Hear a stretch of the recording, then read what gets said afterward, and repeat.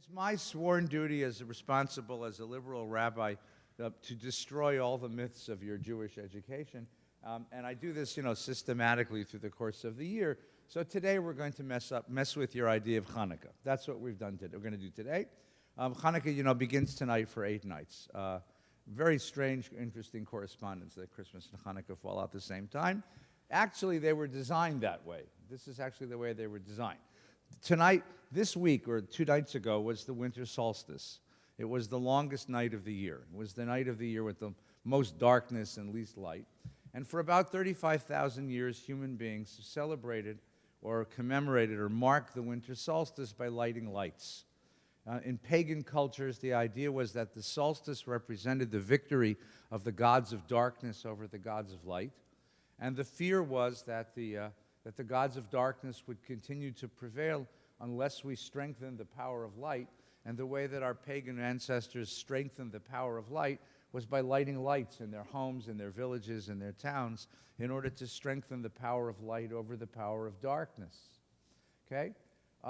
That image of the capacity of human beings to light in the darkness, the capacity of human beings to strengthen the forces of light over darkness, the images of light and darkness are so powerful that every religious tradition in the world did something with it. Almost every religious tradition in the world saw these as symbolic, somehow symbolic of the forces of hopelessness and hope, of forces of faith and anti-faith, of redemption. And so every religious system, every religious culture embraced this time of year and had some sort of celebration. We did the same thing. In fact, I'll show you the Hanukkah story in just a minute in a couple of different guises. But in the Talmud, there is this story that in the first year of their lives, when Adam and Eve recognized that the days were getting shorter and the nights were getting longer, they became panicked as well.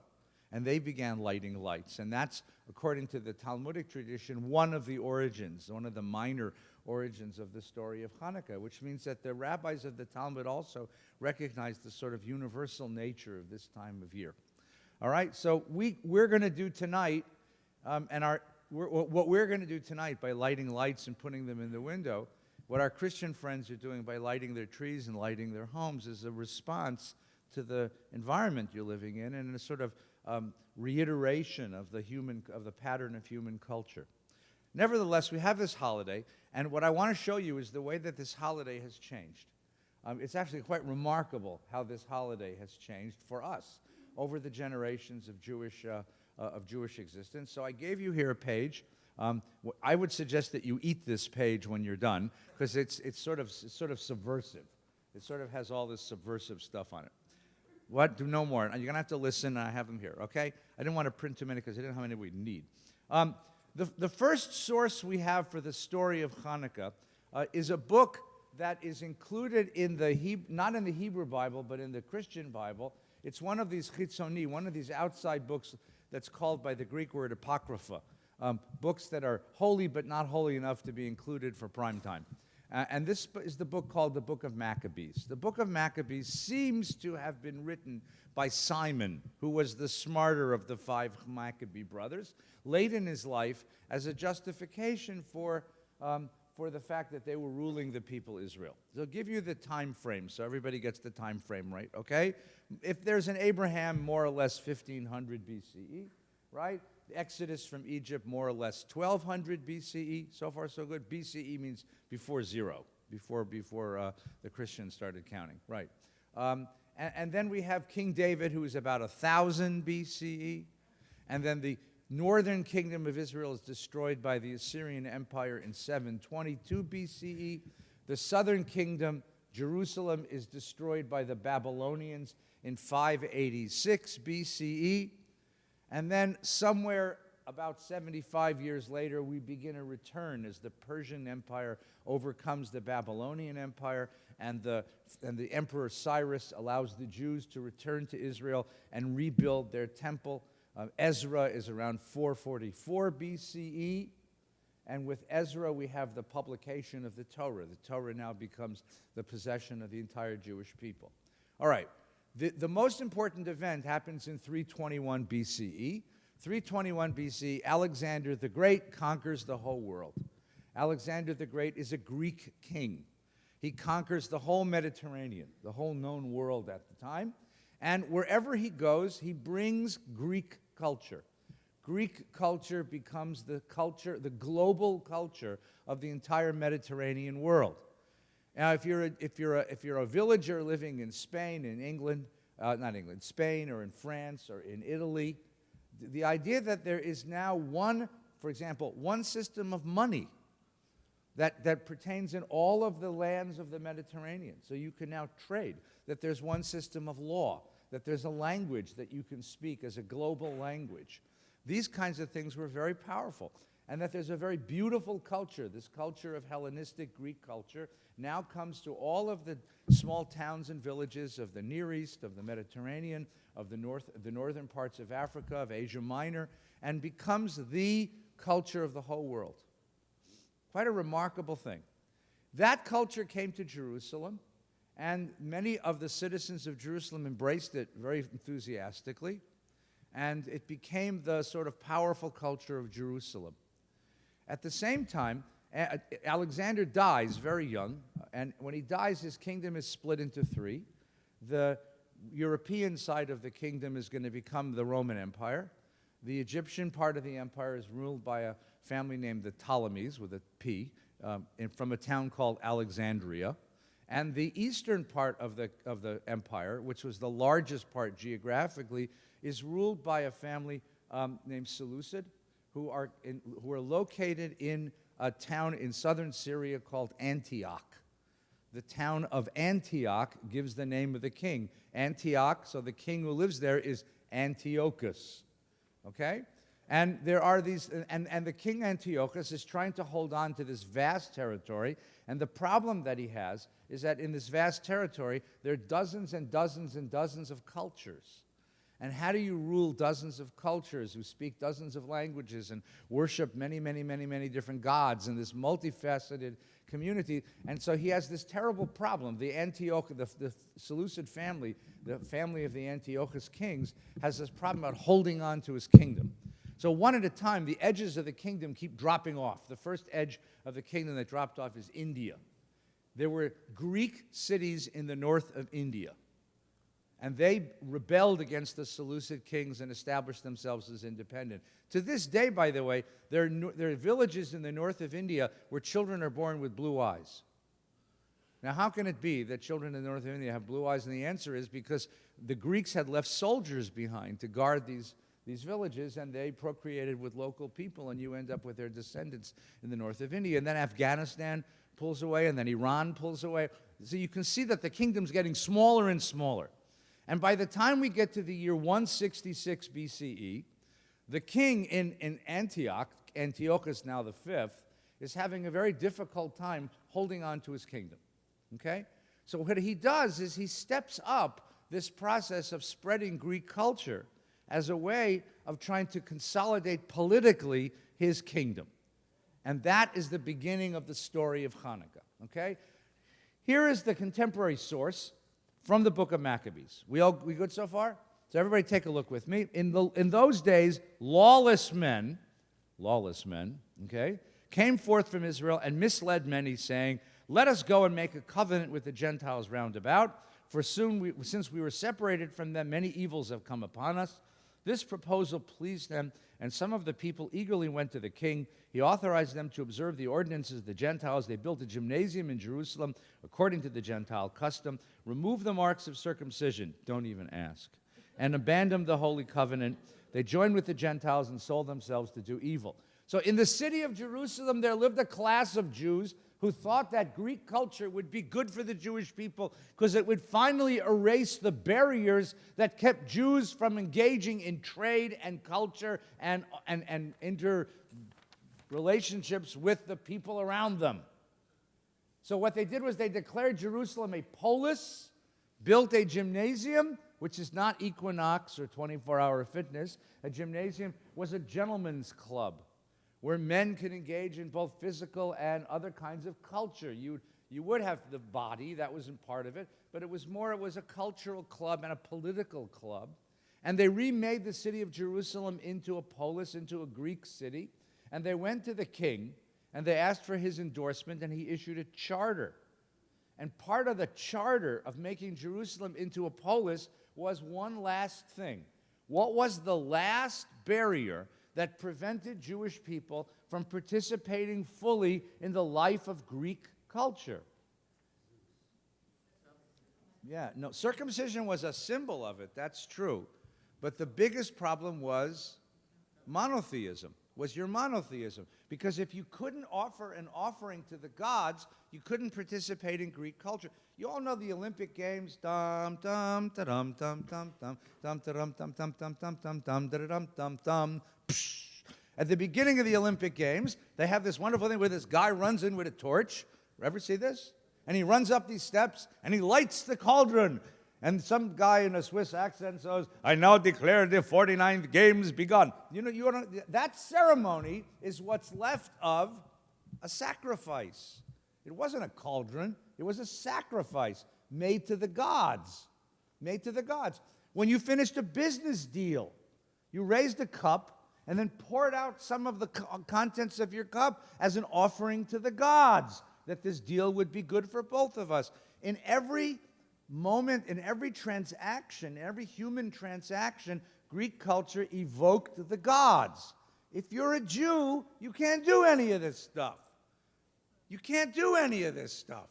And the people of Jerusalem were worried that Jews would not be able to participate in this glorious culture. So they wanted to remove the very last barrier. And the very last barrier was this monotheism. And the way to remove it was very simple. Take a statue of Zeus and put it in the Temple of Jerusalem and establish our solidarity with the global Greek culture. And if that statue of Zeus bore a remarkable resemblance to the king Antiochus, even better. Now you have a political statement as well as a religious statement. You see how that works? And that's how the thing gets started. Whose initiative was it? It was the initiative of this class of Jewish leaders in Jerusalem. This is what's different from the story you learned in Hebrew school. Stop that, Douglas. Stop that. You were going to have, he said something very unkind. It's all right.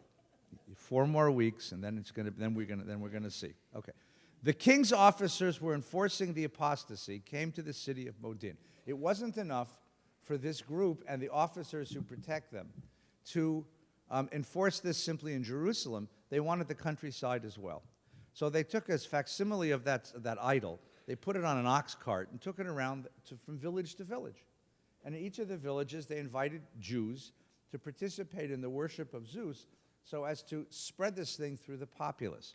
They come to the town of Modin. Today, Modin is a huge bedroom community just below Jerusalem. And the reason it's an important community is because that's where the train goes to Modin, right? So if you live in Modin, you can work in you know what I'm talking about? If you work in Modin, the train, you can take the train into Tel Aviv. In those days, it was a small farming community, and make them offer sacrifices. Many from Israel came to them, and Mattathias and his sons were assembled. Now, Mattathias is a country priest. Translation: he's a Kohen, he's a priest, but he's not of the status of those who serve in the Temple of Jerusalem. He happens to be a descendant of Aaron, a descendant of the priest, but he lives in the town. So he's an important guy in the town, but he's not a national priest kind of guy. Mattathias and his sons were assembled. Then the king's officers spoke to Mattathias as follows. Now, what's interesting about the book of Maccabees is, for a book which is presumably about assimilation, it's written like a Greek play.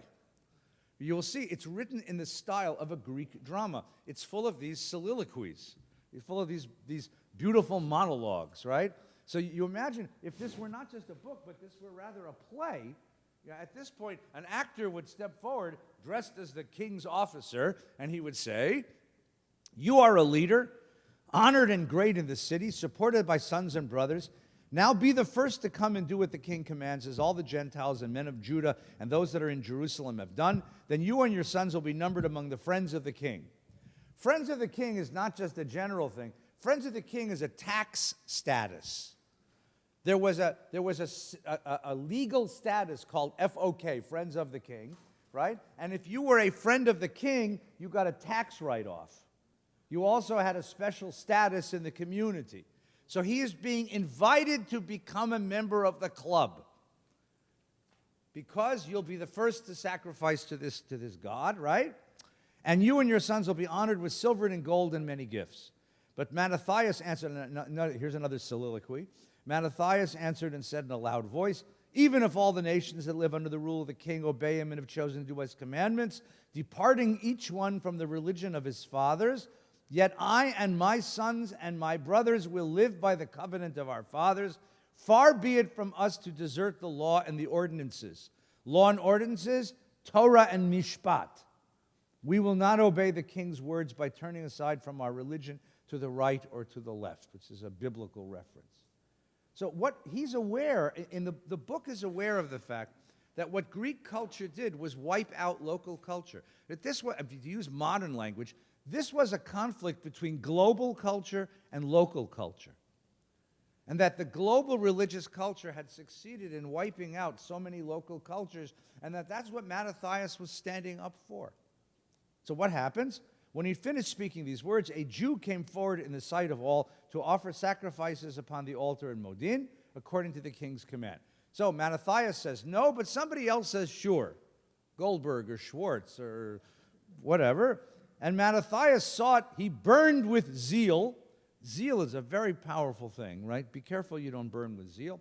And his heart was stirred. He gave vent to righteous anger. He ran up and killed him on the altar. Does that remind anybody of a biblical story? Sorry? Pinchas. Remember the story of Pinchas? Right? So there's a plague that's hitting the people of Israel shortly before they're entering Eretz Canaan, and it turns out that a prince of the tribe of Shimon was cohabiting with a princess of the Moabites or the Midianites, right? And Pinchas sees this, he takes a spear and he shish kebabs these two people. The book of Maccabees is playing off of that image because they know, and he is a zealot. He is Kanai. He has this sort of powerful zealot. What? Kanai. Also a Kanani, but that's also true, right? A Kanai, right? He's this zealous. He's full of this religious enthusiasm. So it's murder done in the name of religion. Who's the first casualty of the Maccabean War? This guy, a Jew. And who killed him? Another Jew.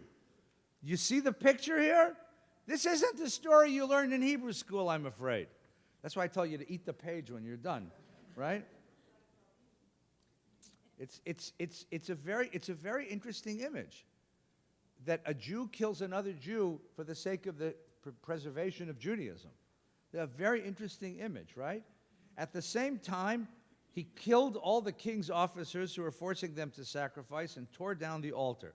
Then Mattathias cries out in the city with a loud voice, saying, let everyone who is zealous for the Torah and the covenant come out with me. He and his sons fled to the hills and left all they had in the city. That's the beginning of the Maccabean War. Now, what happens next? They have this very protracted war. They fight a guerrilla war against Antiochus' soldiers who are fighting were regular soldiers, and they beat them. Eventually, they come up to the city of Jerusalem. And what do they do when they come to, what do they discover when they come to the city of Jerusalem? That's the next section here, okay? Then Judah said to his brothers, behold, our enemies are crushed.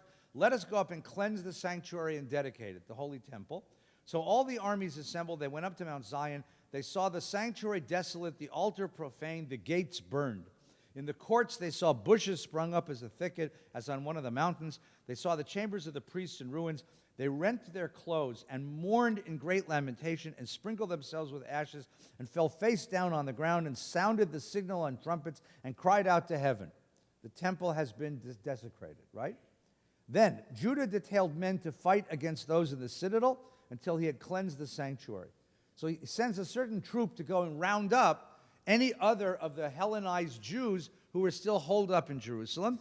He chose blameless priests devoted to the law, and they cleansed the sanctuary, removed the defiled stones to an unclean place. They tore down the altar, stored the stones in a convenient place on a temple hill until there should come a prophet tell them what to do with them. They took unhewn stones as the Torah directs and built a new altar like the former one. They also rebuilt the sanctuary, the interior of the temple, consecrated the courts. They made a new holy vessels, and they brought the lampstand, the altar of incense, and the table into the temple. Those are the accoutrements of the temple, the furniture of the temple. They burned incense on the altar, lit the lamps on the lampstand, and these gave light in the temple, placed bread on the altar, hung the curtains, and finished all they had undertaken. So what did they do? They restarted the temple. They restarted the temple. Among the things you need to do to restart the temple is light the menorah. How did they do it? It just says they lit it. No, that can't be right. We all know that something happened there, right? Let's look again.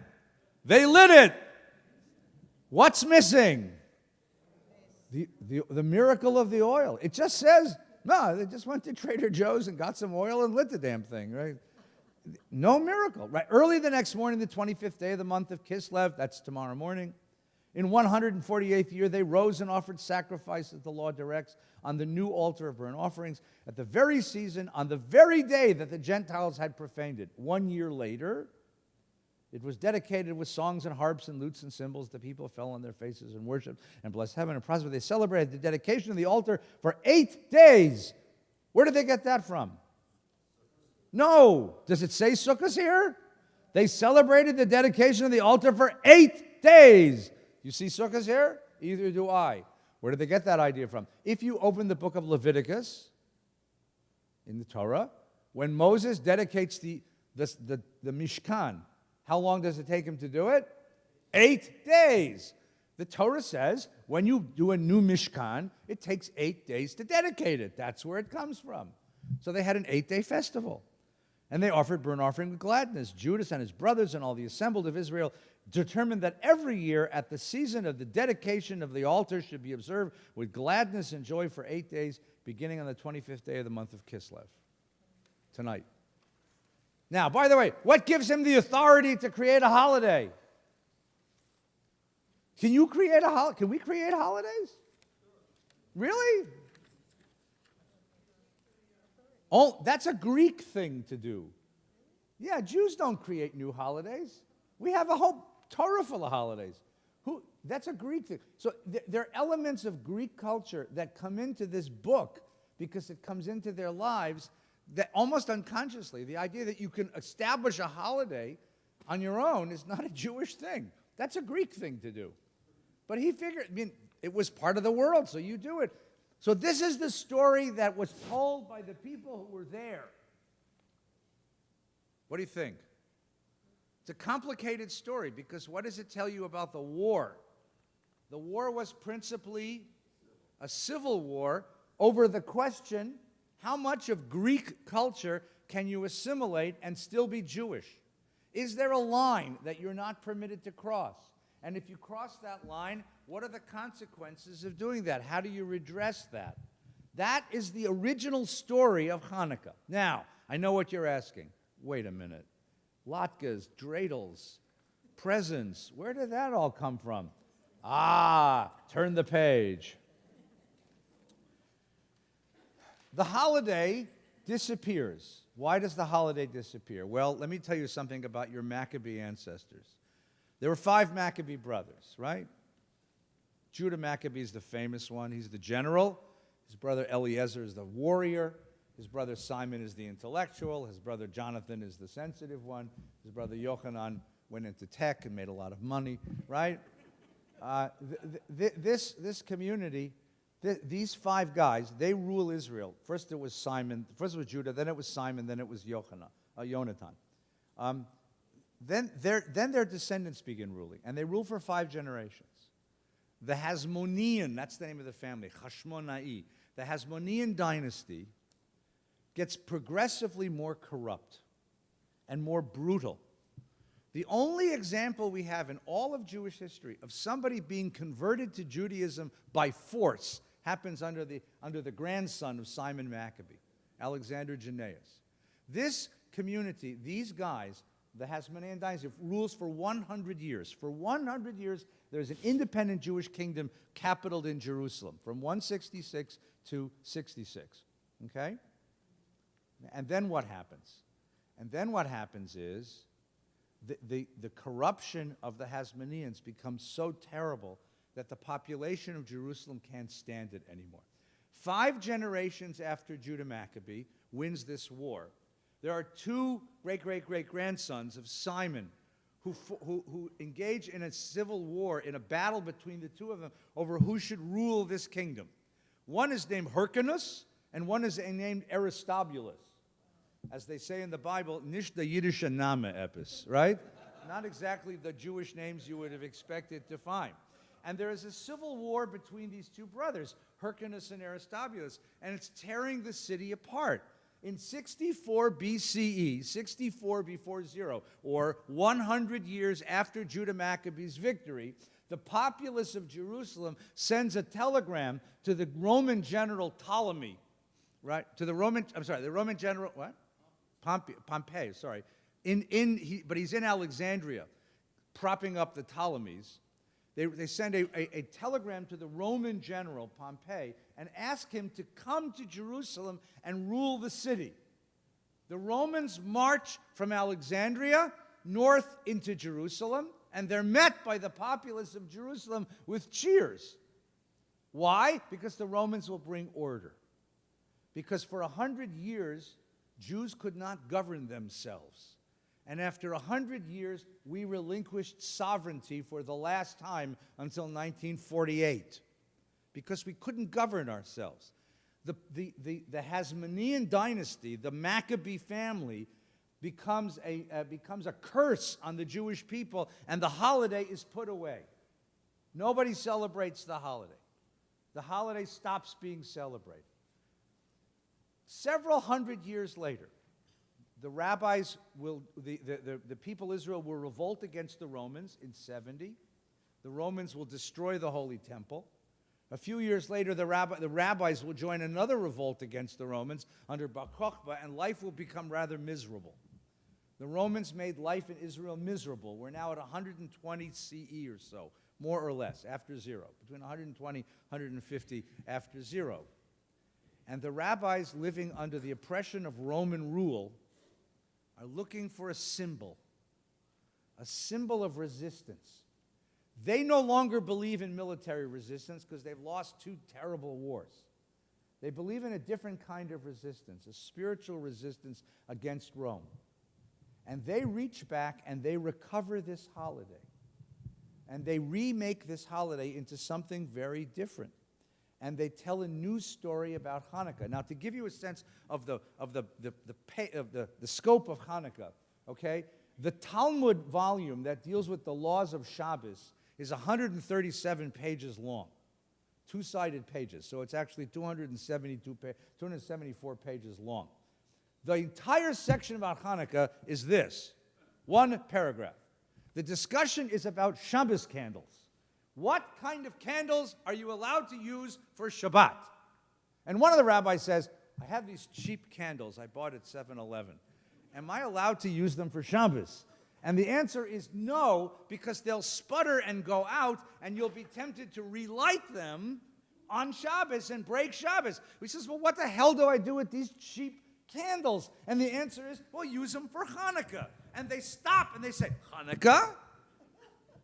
What's Hanukkah? Literally, the first section of the paragraph is my Hanukkah, which is Hanukkah? What's Hanukkah, right? And here's the answer. Tanu Rabbanan, the rabbis taught, on the 25th day of Kislev commence the days of Hanukkah, which are 8, on which lamentation for the dead and fasting are forbidden. For when the Greeks entered the temple, they defiled all the oils therein. And when the Hasmonean dynasty prevailed against them and defeated them, they made search and found only 1 cruse, 1 small jar of oil, which lay with the seal of the high priest, but which contained sufficient for 1 day's lighting only. Yet a miracle was wrought therein, and they lit the lamp for 8 days. The following year, these days were appointed a festival with the recitation of Hallel and thanksgiving. What's missing? The story. What story? The Civil War is missing. The war is missing. The book of Maccabees is this wonderful book of Jewish warfare. Elephants are in there, spears, arrows, bows, shields, swords, None of that's here. The war part is missing. Why? Because the rabbis no longer believe in war as a way of saving the Jewish people. They've had two bad experiences with warfare. What becomes the center of the holiday? A miracle that did not come, that does not appear in the contemporaneous sources, which the rabbis read backwards into the Hanukkah story. When they came to the temple, they needed to light the lamps. They only had one jar of oil. It lasted 8 nights. What are the rabbis trying to say? The world is dark. In the time of the Maccabees, it was dark with Hellenism. In our day, it's dark with Roman idolatry, the cruelty of the Romans. It only took one family to push back the idolatry of the Hellenists, the Greeks. It only takes a small band of deeply committed Jews to push back the darkness of Roman oppression. It is a metaphor. The darkness and light now become a metaphor for the rabbis' own struggle, their own spiritual resistance against the idolatry and the cruelty of the Roman Empire. And they make us light the lights, lefarsem et hanes, in order to proclaim the miracle that a very, very small people, holding tight to the light of Torah. Torah is, after all, light. To the light of Torah is enough to keep Torah alive in a very, very dark world. The military aspects and the cultural warfare of the holiday are pushed back, and instead it now becomes this question of holding tight to the faith in the world of very deep darkness. That's the rabbis' take on the holiday, 300 years after it happens. Now, are you ready? Buckle your seatbelt. We'll skip. This is the Haftarah we're going to read next week. Let's go 1,000 years ahead. 1,000 years ahead, we are in Europe in the middle of the First Crusade. What happens in the First Crusade? Right, the Crusaders are rising up out of Europe to liberate the Holy Land from the infidel, the Muslims. And as they figure, why wait till we get to Israel, Palestine, to kill infidels? We got infidels right here. So as they're marching through the Rhineland in Europe, they're destroying all the communities of the Jewish people, these wonderfully, wonderfully culturally rich communities. And the communities are suffering.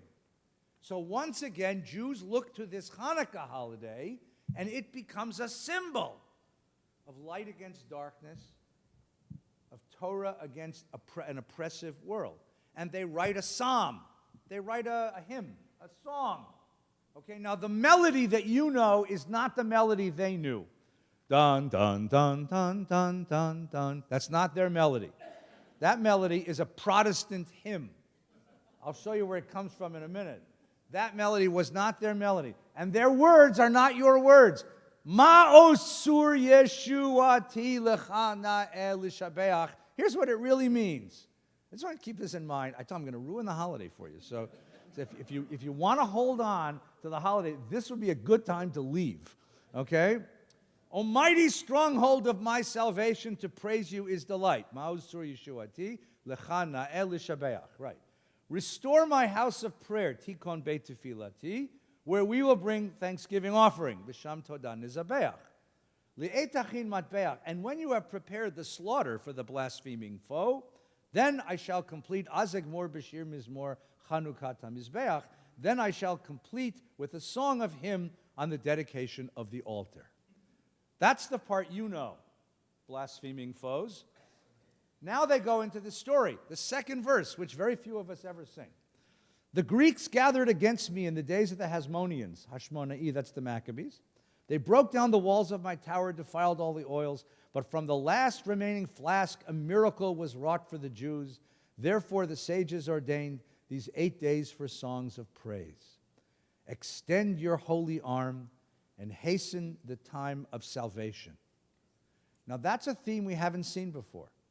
Hanukkah becomes a prediction, a prophecy of the coming salvation of the Jewish people, of Messiah time, right? When the darkness shall be once and for all expelled by the light. And the light here is the Messiah. Okay? Wreak vengeance upon the wicked nation for the sake of your faithful servants, for deliverance has been too long delayed, and evil days are endless. thrust the enemy into the shadows of death, and raise up the 7 shepherds. So the darkness becomes the shadows of death, into which all the enemies, the crusaders, will be thrust, and the 7 shepherds, Abraham, Isaac, Jacob, right, Joseph, Moses, Aaron, and David, will all return to us to lead us as a people. A messianic hymn. You know what this is? This is a Jewish crusader song. The Crusaders had their own songs. What were they doing? They were marching to the Holy Land to defeat the blaspheming foe, right? To thrust them with their swords and to redeem the Holy Land. So what did we do? We wrote our own Crusader song. Ma'od Sur is a Jewish Crusader song, filled with bloody swords, right? Filled with this wonderful image, and you have a poor, weak people that can't defend themselves, so they sing these songs of fantasies of vengeance. Now, that's 13th century Germany and France. Let's move forward 600 years and come to America. You can't sing a song like this in America. You can't sing songs about thrusting enemies and blaspheming foes with swords in America. If you do, they won't let you through security at the airport, right? If they catch you with this, they won't. This is Al-Qaeda stuff. This is not Jewish. So we're here in America, and we're living in mixed neighborhoods, and we're living with non-Jews who are nice to us. So we gotta make it like kosher. Clean it up. And the good thing is it's in medieval Hebrew, which nobody understands anyway. So 2 great scholars, Marcus Jastrow, who's the guy that wrote the Talmudic dictionary, and Gustav Gottheil, who is the chief rabbi of Temple Emmanuel in New York City, they're the ones who take a Protestant hymn and give us the melody. Dum, dum, dum, dum, dum, dum, dum. Good New England Protestant hymn, right? Or German Protestant hymn. And they rewrite the words. They translate the words they write an English version of Ma'od Sur, which many of us had to learn in Hebrew school. But it has nothing to do with the Hebrew. Nothing. Because listen to their translation. Rock of ages, let our song praise thy... Did you do this when you were a kid? Come on. Praise thy saving power. Thou amidst the raging foes wast our sheltering tower.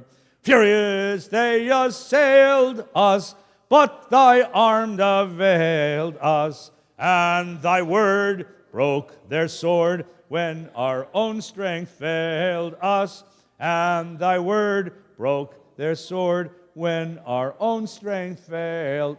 Now, the Maccabees would never have agreed to that. Maybe the word breaking the sword, but it wasn't because our own strength failed us. On the contrary, the Maccabees won. They won. That's why we had a holiday, because they won. No, but in America, small bands of freedom-loving citizens can beat back tyranny. This becomes an American holiday, right? Kindling new the holy lamps, priest approved in suffering.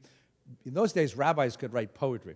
Purified the nation's shrine, brought to God their offering, and his courts surrounding, here in joy abounding. Happy throngs, singing songs, with a mighty sounding. With a mighty sound. Now listen to the last verse and compare this to the Hebrew of Ma'od Sur and to the book of Maccabees that we read before. Ready? Children of the martyred race, whether free or fettered, wake the echoes of the song, where ye may be scattered. Yours the message cheering, that the time is nearing, which will see all men free, tyrants disappearing. All men free, tyrants disappearing. If you're in America, what does Hanukkah have to be? a song of religious freedom, a song of the end of tyranny. That's the American story. And if you're Gustav Gottheil and you preside over Temple Emmanuel of New York, which is the most cathedral synagogue on the planet, right? That synagogue is so churchy, my Protestant friends can't pray there, right? I mean, have you ever been? You've been, right? It's huge. I mean, and the place, it just, Vesper, it just reeks of like, please, you read the names on the back wall. Right. But you read the names on the back wall, Guggenheim, Oak Sulzberger, right? These are Bloomingdale, Strauss. These are German Jewish families who were saying to their American friends, we're just like you. Look, we even have hymns of, right? And thank God the Goyim who lived with them didn't read medieval Hebrew, so they didn't understand Mao's Sur, what it really meant. And they couldn't read the book of Maccabee. So suddenly we have a Hanukkah holiday, which is all about all men free, tyrants disappearing. Right? And Hanukkah becomes a holiday of religious freedom. Now, we have any more time? Oh, I got lots of time. Ready? Let's move from the beginning of the 20th century to the middle of the 20th century and the Zionists. You have this growing Zionist community in Europe, and then it moves to Eretz Yisrael, and you have the planting of a new Jewish state. And you have a man named Menashe Rabinowitz, and he makes Aliyah to Israel and becomes Menashe Ravina. Ravina. Sounds like vaguely Italian, doesn't it, Right? He's from Poland. Menashe Rabinowitz, 1899, 1968, in the 30s, he writes a Hanukkah song. Right? Because he's a Zionist. And he now writes it through the images of his Zionism. Watch what happens to Hanukkah in Menashe Rabinowitz's telling of the story. Right? Remember how the Maccabees thought about themselves? Remember how the rabbis thought about it? Remember how the Crusader generation thought about it? Look at Gottheil and Jastrow, the early Americans. Now listen to the Zionist song. Mi yimalel gvurot Yisrael otan mi yimne hein bechal dor yakum magibor goel ha'am. Who can retell them? Ready? Mi yimalel gvur. Now I gave you some sources at the bottom, so you'll see what he did. Because Menashe Rabinowitz was a yeshiva bocher before he became a music scholar. So he knew the Bible very well, and he knew the tradition very well. In the Psalms, the line is Mi yamalel gvurot Adonai. Right? Anyone who does Birkat Hamazon, if you do Shir Amalos, if you know what I'm talking about, and you get to the last line, right? Mi yamalel gvurot Adonai yashmiya kol tehilato. Mi yamalel gvurot Adonai. Who can recall the glories of God? But if you're a Zionist, you're tired of waiting for the glories of God. You're going to redeem the Jewish people because God screwed it up. He failed the job.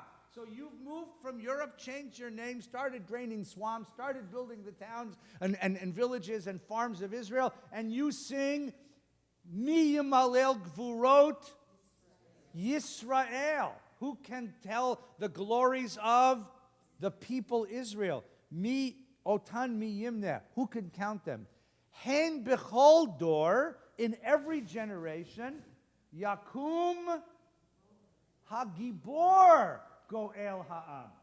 Not in every generation God rises, because in the traditional prayer book, we're going to say this, we'll say this bracha in a few minutes. Baruch atah Adonai Goel Yisrael. Who is the Goel Yisrael? Sur Yisrael, Kuma be'ezrat Yisrael, Ufteiknu mecha Yehuda ve'Yisrael, Go Aleinu. Who is the Goel Yisrael? God. God redeems the people of Israel. But if you're a Zionist, you say, no. No more. We're not going to wait for that anymore. That's weak, impotent, passive, diaspora thinking. From now on, we redeem ourselves. Hein bechol dor, in every generation, Yakum Hagibor Goel Ha'am. A hero rises to redeem the Jewish people, right? Shema. Now there's a loaded word if there ever was one. Shema. What's supposed to be the next line? Yisrael Adonai El. No. Shema Bayamim Ahem Bazman Hazeh. Does that sound familiar? That's the end of the bracha that you say over the candles tonight, right? Baruch atah Adonai Eloheinu melech haolam she'asa nisim lavoteinu bayamim hahem, right? Shema bayamim hahem bazman hazeh Maccabee Moshiach ufodeh. Not God redeems and protects the Jewish people, but Maccabee. The Maccabees rose up. The Maccabees' War in 166 BCE was the last military victory by a Jewish army until the War of Independence in 1948. That's one long losing streak. That's almost as long as the Chicago Cubs. I mean, that's one long. The Maccabee victory in 166 BCE is the last time a Jewish army won a war till 1948.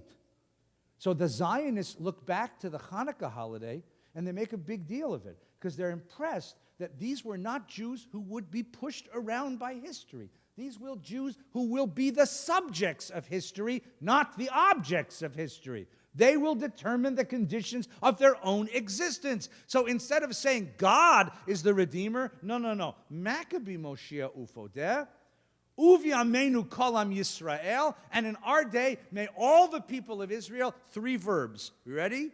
Yitached, Yakum, V'yigael. Yitached, from the word echad, like Adonai echad, only it isn't anymore God who is echad, it is the people who is echad. This people will unite itself. Yakum, rise up, and here's the most loaded word of the whole song. Yigael. I think it's Nifal, will redeem itself. A self-redeeming people. We are not going to wait for God anymore. We're not waiting for Messiah anymore. We're not waiting for miracles anymore. We're not waiting for lamps to stay lit for 8. You want a lamp to stay lit for 8 days? Buy light bulbs. This notion of human activism is now going to replace divine intervention. That is the Zionist sense of confidence in themselves. Moshe Rabbeinu, formerly Moshe Rabinowitz, writes a Hanukkah song which is completely contrary to the whole tradition of Hanukkah because it becomes a song of Jewish self-redemption. That's the Zionist version of Hanukkah. Have I ruined the holiday for you yet? Turn the page.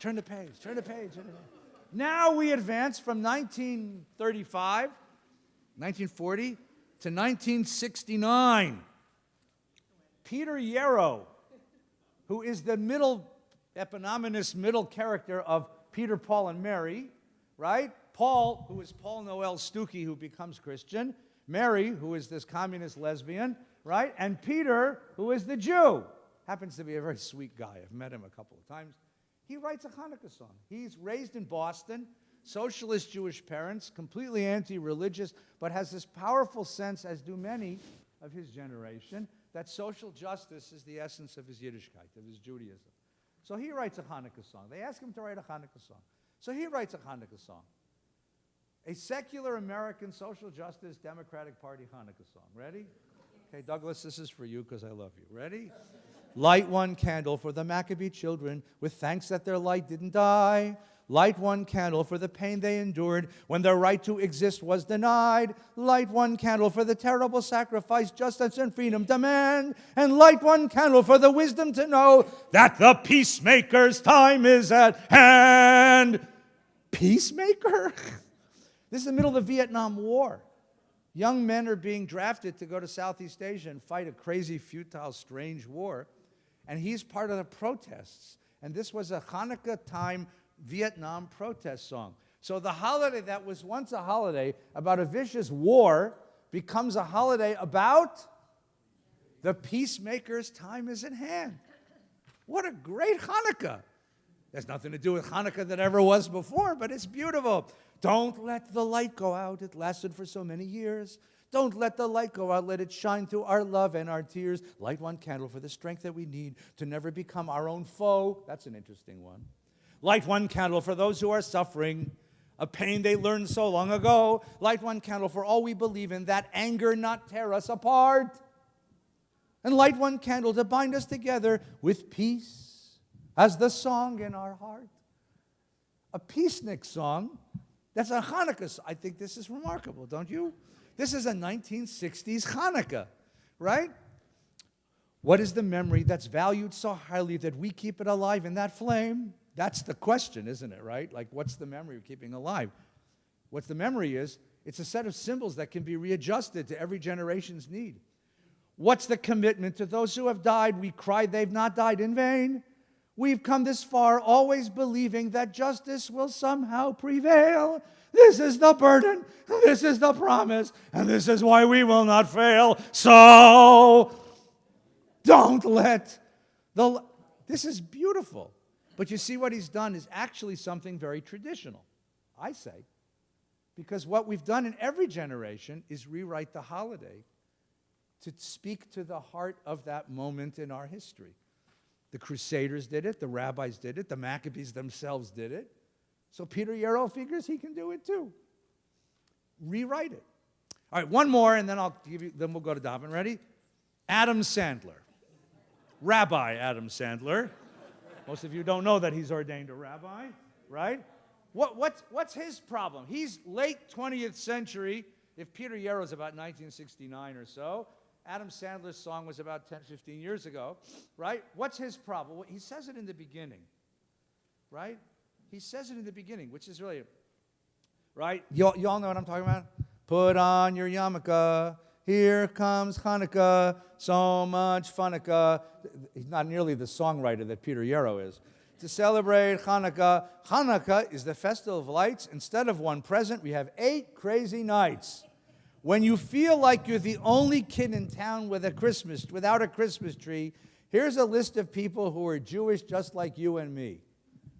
What's Adam Sandler's problem? If Hanukkah represents for each of these generations a problem, right? For the Maccabees, it was the problem of surviving in a Hellenistic world. For the rabbis, it was surviving in a Roman world. For the Crusaders, it was a way of keeping hope while their communities were being decimated. For the early American scholars, it was a way of finding a way to be positively Jewish in a world that didn't threaten you, in a world of American democracy. For Peter Yarrow, it's the expression of social justice as is Judaism. What's Adam Sandler's problem? The question is, who are we? Who are we? And by the way, he sang this live on Saturday Night Live. Now, we are 2.5% of the population of this country. And they gave an entire segment on the most popular television show on the air for this guy to sing this song. Just consider this a minute, right? The question is, who am I? And if I live in a community completely assimilated, which means completely integrated with neighbors, and I'm the only one that doesn't get to celebrate this time of year. So what am I? Who am I? What is my distinction? Okay? The sociologist Charles Liebman talked about us as an ambivalent people because we want to both integrate and remain distinctive at the same time. How do you integrate? I don't want to be that different from my neighbors, but I don't want to be just like them. Right? And I don't want Jewishness to be something that makes you feel deprived. Every Jewish kid who comes home and says, why can't I have a Christmas tree? Why do I have to be deprived? That's Sandler's problem. My mother had a simple answer, but remember what Mama's answer was? We came to my mom one year after December because we've been in the neighborhood, and all the kids had these beautiful trees, even the Jewish kids. Like we're the only Jewish family on the block. And then we went to my mom, my brothers and I said, Mama, we want a tree. She said, okay. I said, okay. She said, yeah, you can have a tree. With the star at the top and the tinsel and the lights. And she said, yeah, you can have a tree, no problem. We can really have a tree? She said, yeah, we can have a tree in July.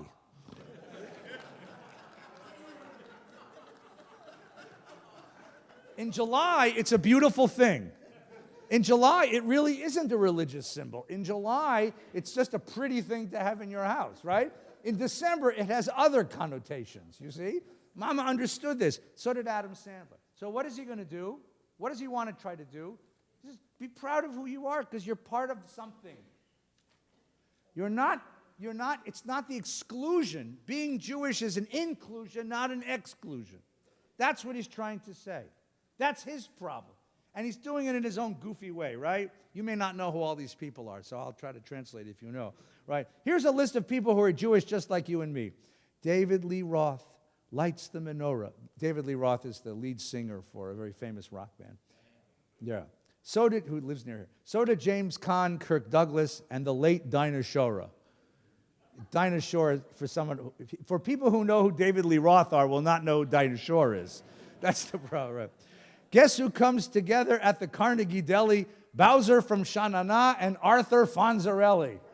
Yeah, Henry Winkler belongs to Dad Ariel. Paul Newman's half Jewish. This is the best line in the song. Paul Newman's half Jewish, Goldie Hawn's half too. Put them together, what a fine-looking Jew. The newest, he has a new version. There's a fourth one out. It just came out. And the line in there is, Scarlett Johansson's Jewish, what a great kosher crush, You don't need to deck the halls or Jingle Bells Rock because you can spin a dreidel with Captain Kirk and Mr. Spock. Both Jewish, right. Put on your yarmulke. It's time for Hanukkah. The owner of the Seattle Supersonica celebrates Hanukkah. I don't know who that is. O.J. Simpson, not a Jew. But guess who was? Hall of Famer Rod Carew. He converted. We got Ann Landers and her sister, dear Abby. Harrison Ford's a quarter Jewish. Not too shabby. Some people think Ebenezer Scrooge is. Well, he's not, but guess who is? All three Stooges. So many Jews are in showbiz. Tom Cruise isn't, but I've heard his agent is. Tell your friend Veronica, it's time to celebrate Hanukkah. I hope I get her harmonica. On this lovely Hanukkah, so drink your gin and tonica and smoke your marijuana. It really, really Wanaka. Have a happy, happy, happy, happy Hanukkah. Every generation took the holiday and the symbols of light and darkness and used it as a metaphor for its own struggle for survival. And if you want to know what the real miracle of Hanukkah is, that's the miracle of Hanukkah. It's the cultural resilience to recreate the holiday to meet the heart of every moment of the history of this people. Have a wonderful holiday. In a few moments, we'll begin our tefillah.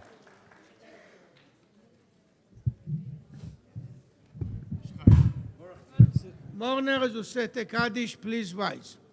Yitgadal v'yikadash shemei Rabba, ve'alma divrach hirutei v'yamlich malchutei, b'chayechon v'yomechon uv'chayei dechol beit Yisrael, b'gala uv'izman kariv v'imru amen.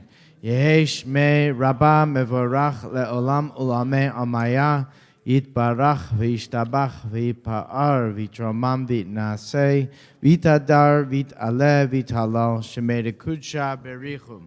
Leila min kol birchata v'shirata, tushbechata v'nechemata, d'amiram be'alma v'imru amen.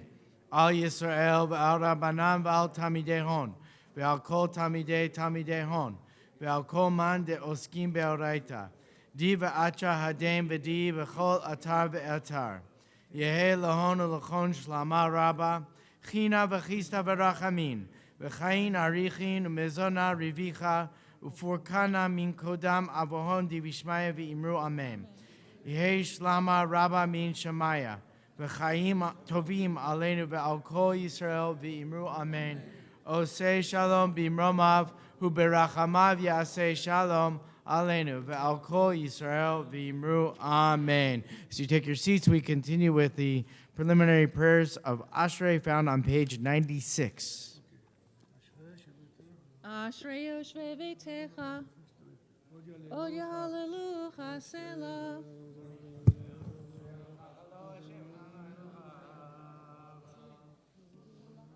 You want a nice book? This one has my tweets. Tehilat Adonai yedaber pi, vivarech kol basar shem kodsho leolam va'ed, va'anachnu nevarech ya, me'ata ve'ad olam, hallelujah.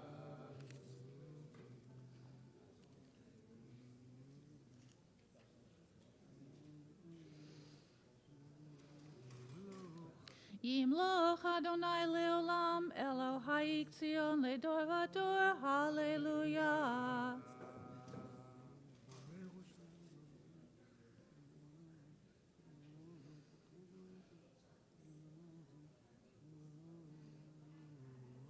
לא עשה כן לכל גוי, ומשפטים בו ידעום, הללויה.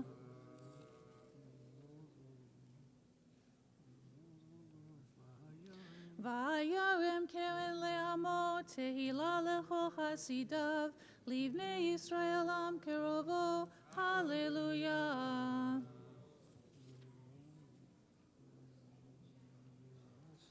לעשות בהם משפט כתוב, הדרו לכל חסידיו, הללויה. כהן שמעת הללויה, הללויה. כהן שמעת הללויה, הללויה. Please rise together, page 100, the final paragraph. וברוך שם כבודו לעולם, וימלא כבודו את כל הארץ, אמן ואמן.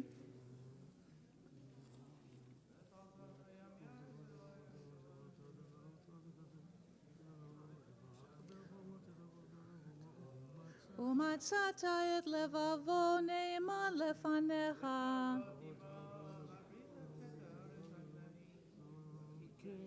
כמו אבן במים עזים. ויאמינו באדוני ובמשה עבדו.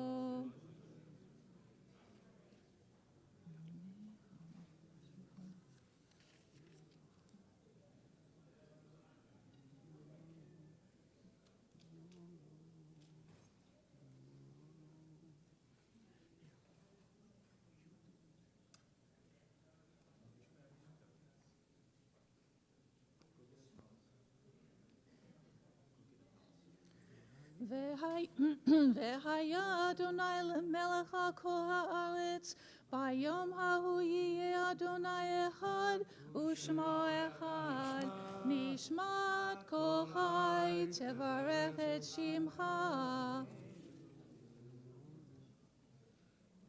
We can be seated. 104.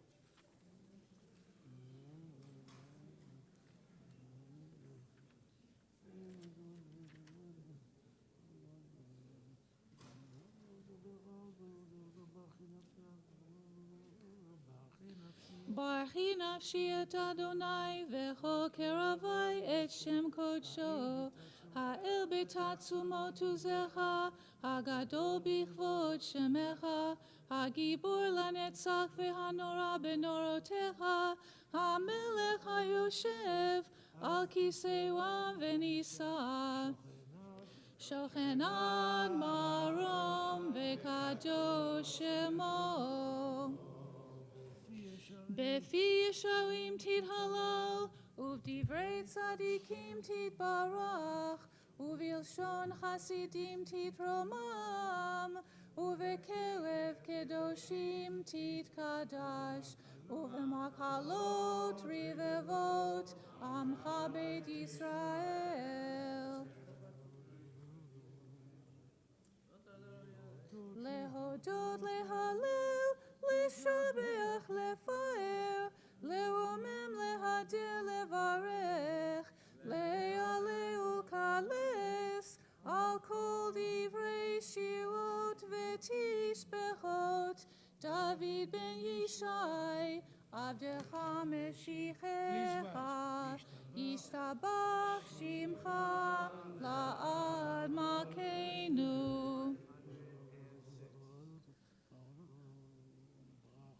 ברכות והודאות מעתה ועד עולם, ברוך אתה אדוני, אל מלך גדול בתשבחות, אל ההודאות, אדון הנפלאות, הבוחר בשירי זמרה, מלך מלכי העולמים, יתגדל ויתקדש שמי רבה, בעלמא דברה חירותי וימליך מלכותי.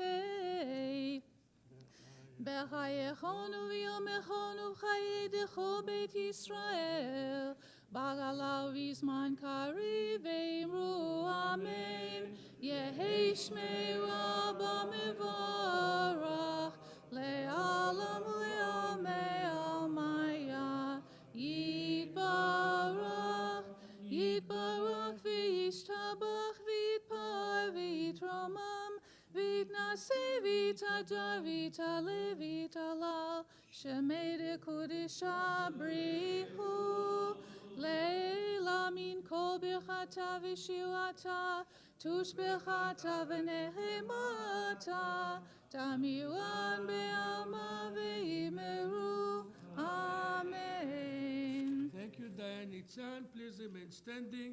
Page 107. We have We have a very guest special cantor. guest. This is Chazan Ben Tisser, and we welcome him, but you probably know him as Benji, because it is so great to have Benji come home to be with us, but we're thrilled to have you Thank you, Rabbi. back, and on your weekend off, you're coming to Dublin On with my us. weekend That's off. even better. So please, 107, it's our privilege to pray with Chazan Ben Tisser.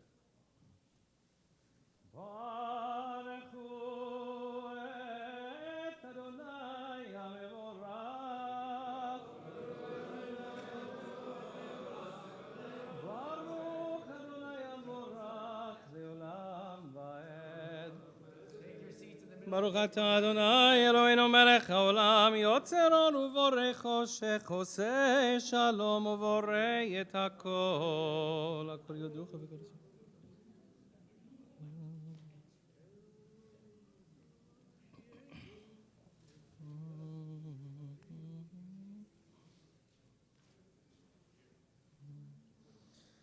אין כרכך אדוני אלוהינו בעולם הזה, ואין זולתך מלכנו לחיי העולם הבא. אפס בלתך גואלנו למות המשיח, ואין דומה לך מושיענו לתחיית המתים. אל אדון על כל המעשים, ברוך ומבורך בפי כל נשמה. גודלו וטובו מלא עולם, דעת ותבונה סובבים אותו, המתגאה על חיות הקודש, ונהדר בכבוד על המרכבה. חוט ומשול לפני כיסו, חסד ורחמים לפני כבודו. טובים מאורות שברא אלוהינו, יצרם בדעת, בבינה ובהשכל.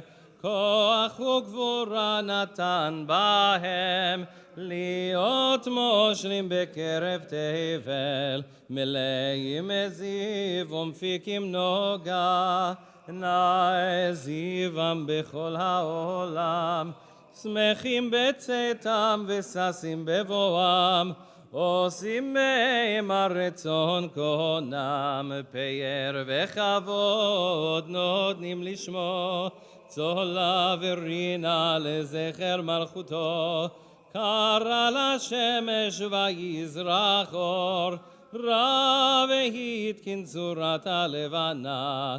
שבח נותנים לו כל צבא מרום, תפארת וגדולה, שרפים ויופנים וחיות הקודש. לא אל אשר שבת מכל המעשים.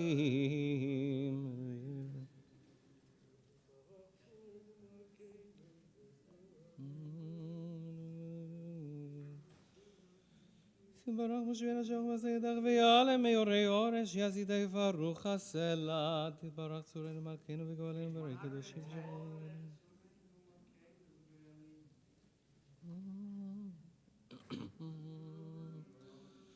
וכולם פותחים את פיהם בקדושה ובתורה, בשירה ובזמרה, ומברכים ומשבחים ומפוארים ומעריצים ומקדישים וממליכים את שם האל המלך הגדול הגיבור והנורא הקדוש הוא.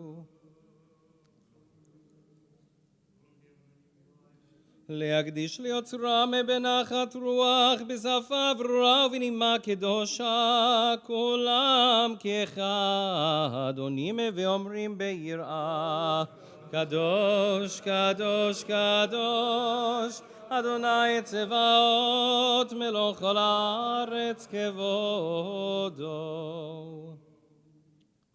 והאופנים וחיות הקודש ברעש גדול מתנסים לעומת צרפים, לעומתם הם משבחים ואומרים ברוך כבוד אדוני ממקומו לאל ברוך נמות איתנו.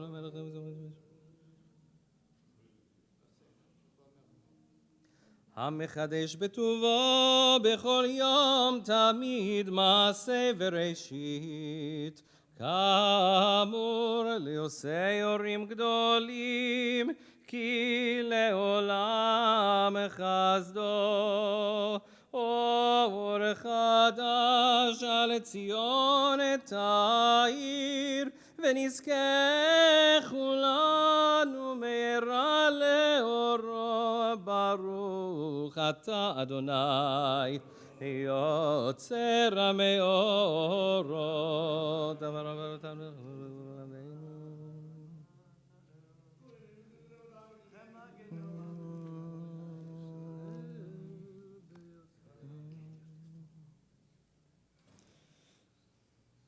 וקרבתנו לשמך הגדול סלע באמת להודות לך ולייחדך באהבה. ברוך אתה אדוני הבוחר בעמו ישראל באהבה. אמן. שמע ישראל.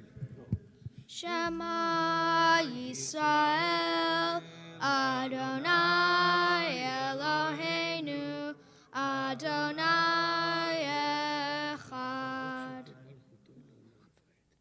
Ve'ahavta et Adonai Elohecha bechol levacha ubechol nafshecha ubechol meodecha vehayu hadvarim ha'ele asher anochi metzavecha hayom al levavecha veshinantam levanecha vedibarta bam veshivtecha bebetecha uveftecha baderech ushofecha uvkumecha ukshartam leot al yadecha vehayu letotafot beineinecha uktatam amezuzot beitecha uvisharecha. שמו לכם בדברי רבם.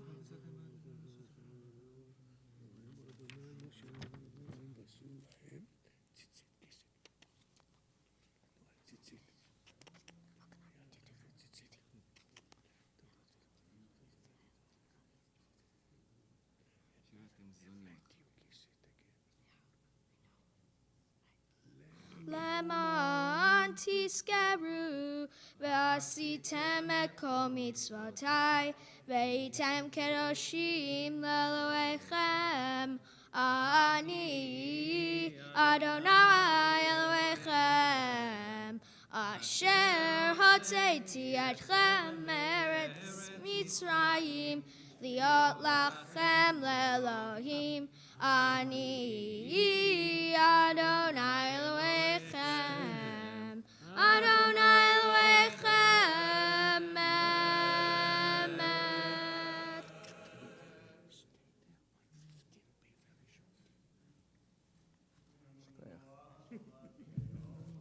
דור ודור הוא קיים ושמו קיים וחיסון נכון ומלכותו ואמונתו לעד קיימת. אם לא אדון מעולמים.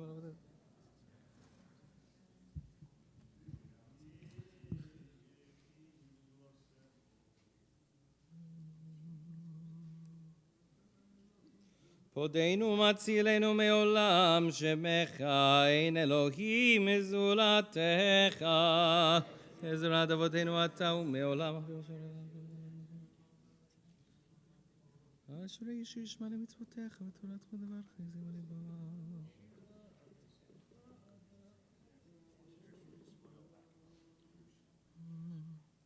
Oh, the men's club choir.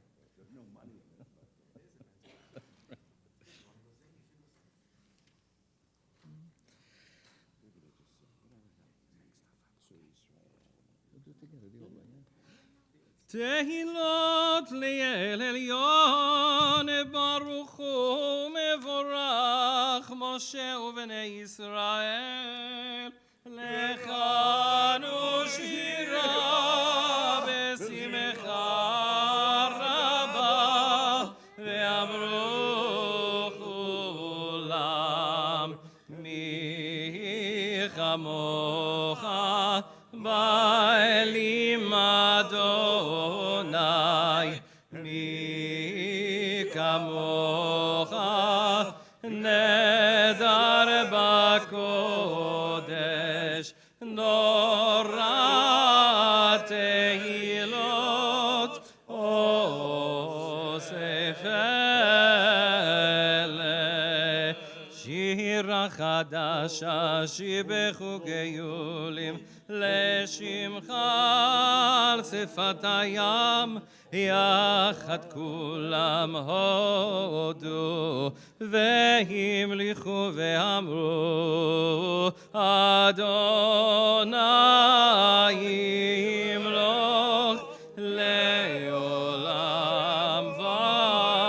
ועד. צור ישראל קומה בעזרת ישראל, ובדחינו ממך יהודה וישראל. גואלנו אדוני צבאות שמו, קדוש ישראל. ברוך אתה אדוני גאל ישראל. Page 115b, the Amidah, we say the opening blessings together with our choir. Baruch atah Adonai Eloheinu v'Elohei Avotenu Elohei Avraham Elohei Yitzchak v'Elohei Yaakov Elohei Sarah Elohei Rivka Elohei Rachel v'Elohei Leah Ha'el Hagadol Hagibor v'Hanora El Elyon Gomel Chasadim Tovim ve'konei hakol ve'zocher chastei avot umevi goel livnei b'neihem leman shemo be'ahava melech ozer u'moshiach u'magen.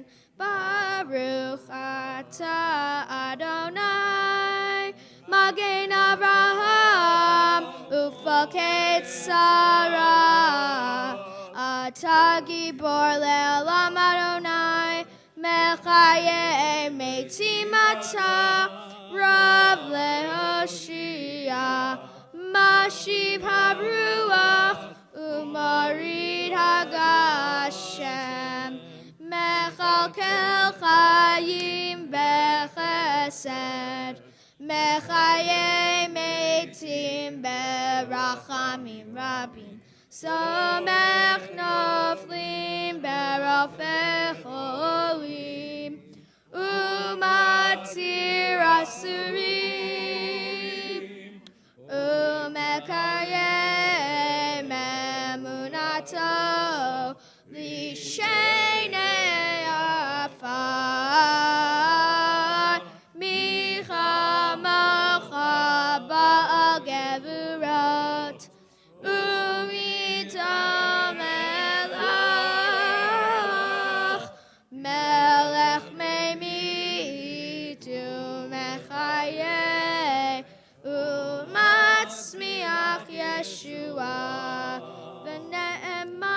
אתה לחיות מתים, ברוך אתה אדוני מחיי המתים.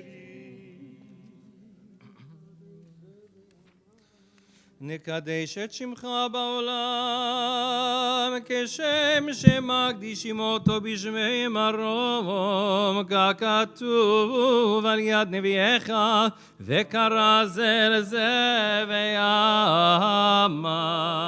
קדוש, קדוש, קדוש, אדוני צבאות מלוך כל הארץ כבודו. אז בקול רעש גדול, אדיר וחזק משמיעים קול. אז בקול רעש גדול, אדיר וחזק משמיעים קול. מתנסים ליום הצרפים, מתנסים ליום הצרפים, לעומתם ברוך יאמרו, ברוך כבוד אדוני ממקומו. ממקומך מלכנו תופיע,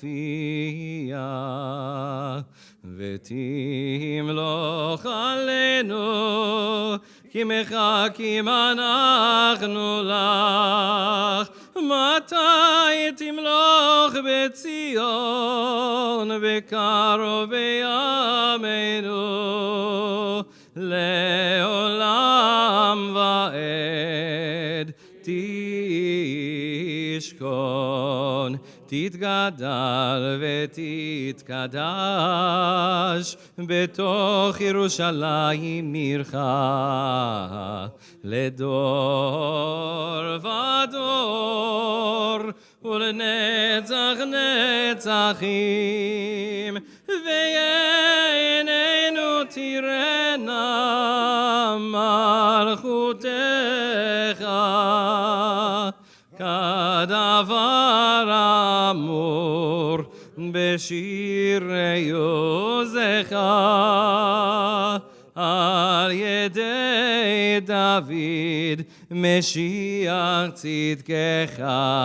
ימלוך אדוני לעולם, אלוהי ציון לדור ודור. הללויה. לדור ודור נגיד גודלך, ולנצח נצחים מקדושתך נקדיש. ושבחך אלוהינו מפינו לא ימוש לעולם ועד, כי על מלך גדול וקדוש אתה. ברוך אתה אדוני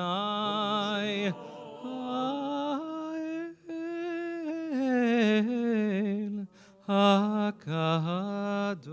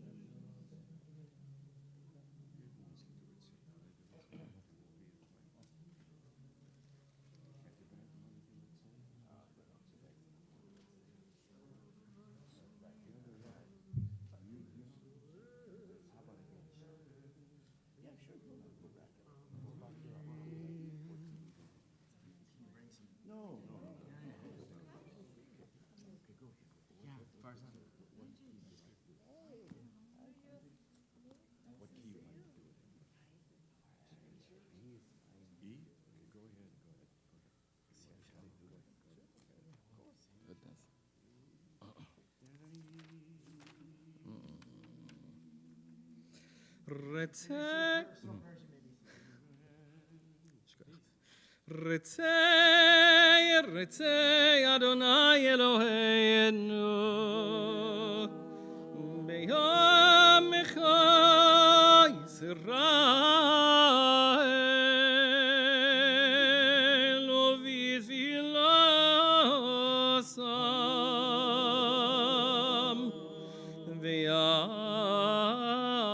השב את העבודה לדביר ביתך ואיש ישראל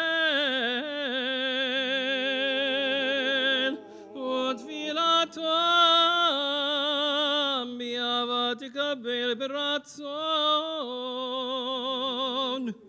ותפילתם באהבה תקבל ברצון ותהי לרצון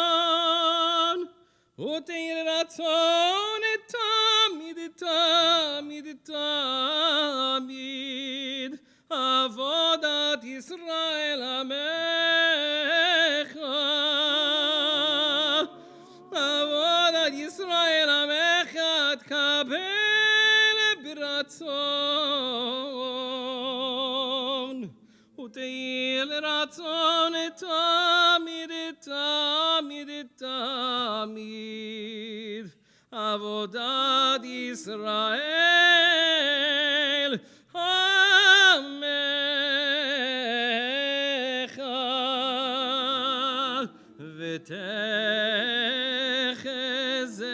ותחזינה עינינו ושובך לציון ברחמים ותחזינה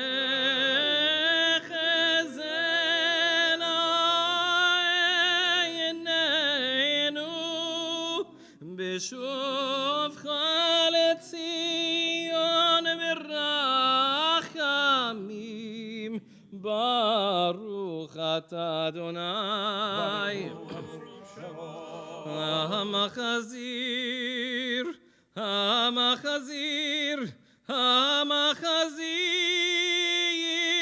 שכינתו לציון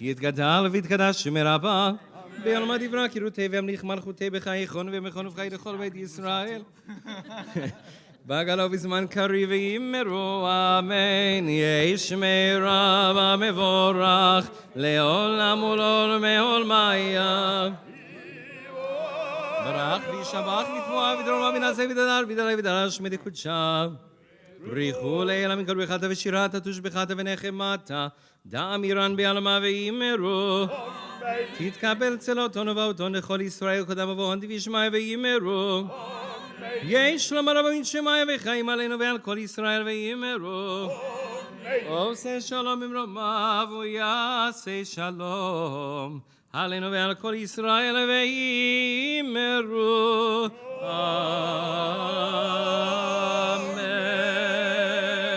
amen. Yasher Koach to our beautiful Valley Beshalom Sacred Voices of Joy choir that has gathered for this one-time only presentation of the Shachri prayers with its featured soloist Chazan Ben Tisser. Thank you very much for coming home, sharing your beautiful voice with us and your prayers, as well as to Mr. Ethan Hoffman, who led us in the Shema and the Vayeshev and the opening prayers of the Amidah. You're going to have a bar mitzvah soon, is that right? How about that? How about that? May 27th. It's so good, I'm going to pay for your bar mitzvah. Shabbat Shalom. Welcome, friends. Shabbat Shalom, everyone. It's a joy to celebrate this era of Christmas with you and to sing some joyous prayers of Shabbat melodies together. We have invited members of the community to come forward at this time as the Torah service begins, so we invite you to come forward now. We ask everybody to turn to page 139. There you'll find in the Siddur the opening prayers of the Torah service. We welcome Cantor Toby Schwartz to join us forward as the art doors are open. We ask everyone to please rise. אין כמוך ואלוהים אדוני ואין כמעשיך, מלכותך, מלכות כל עולמים, וממשלתך בכל דור ודור. אדוני מלך, אדוני מלך, אדוני ימלוך לעולם ועד. אדוני עוז לעמו ייתן, אדוני יברך את עמו בשלום. אב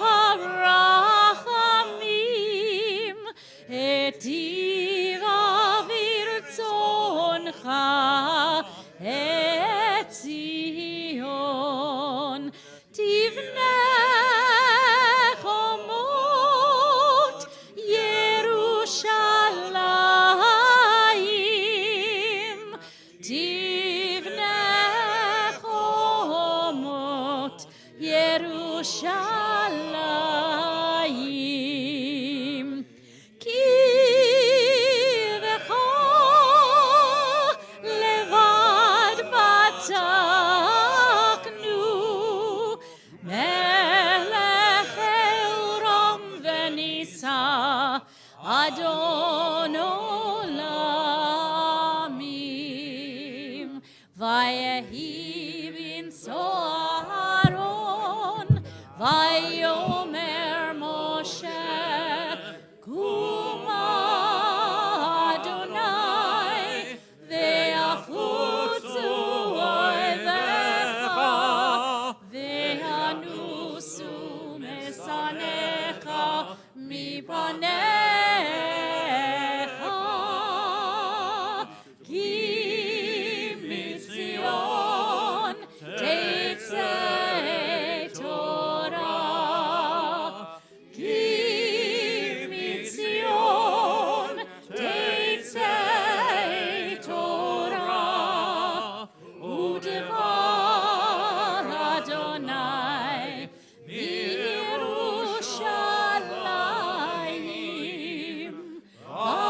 ברוך שנתן תורה, תורה. ברוך שנתן תורה, תורה. לעמו ישראל בקדושתו.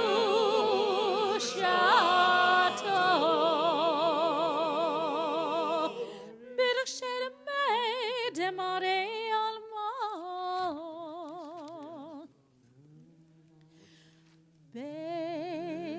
בענר הארץ ולשמי קדישה, קדישה יקירה. אנא אמרתו שפכן, בענר החץ, בענר החץ, ולשמי קדישה, קדישה יקירה. אנא אמרתו שפכן, יהי רבה קדמה, תפתח ליבי באורייתם, ותשלין משלין דליבי, בליבה דכל עמך ישראל, לטוב ולחיים ולשלום. אמן.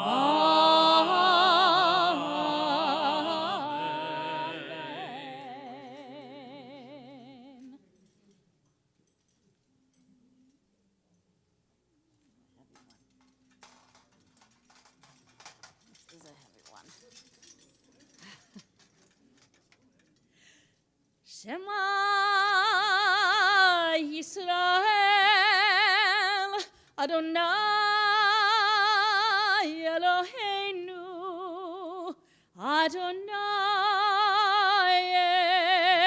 Echad. Shema Yisrael Adonai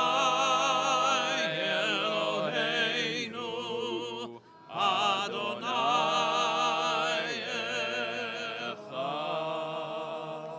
Echad Eloheinu Gadol Adonenu Kadosh Shemo. Echad Eloheinu Gadol Adonenu Kadosh Shemo.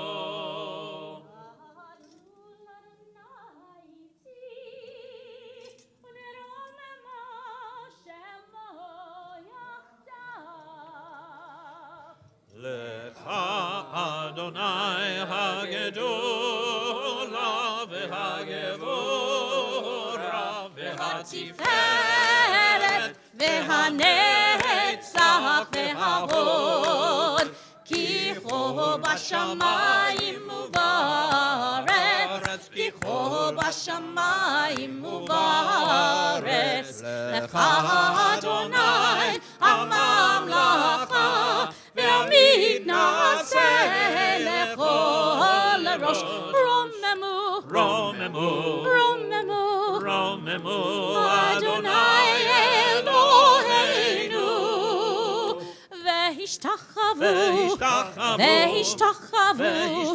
לאדון רגליו קדוש הוא קדוש הוא רוממו אדוני אלוהינו והשתחוו להר קודשו כי קדוש אדוני כי קדוש אדוני כי קדוש אדוני אלוהינו למנצח שיר מזמור הריעו לאדוני כל הארץ למנצח שיר מזמור הריעו לאדוני כל הארץ למנצח שיר מזמור הריעו לאדוני כל הארץ למנצח שיר מזמור הריעו לאדוני כל הארץ לה לה לה לה לה לה לה לה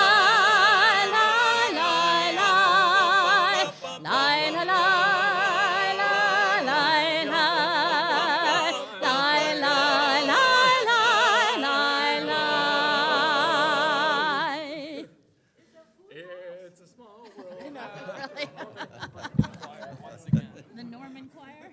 Norman Pumpkin.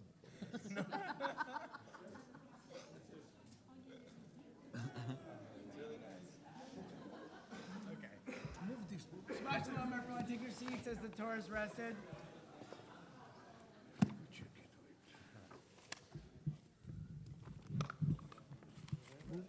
Yes.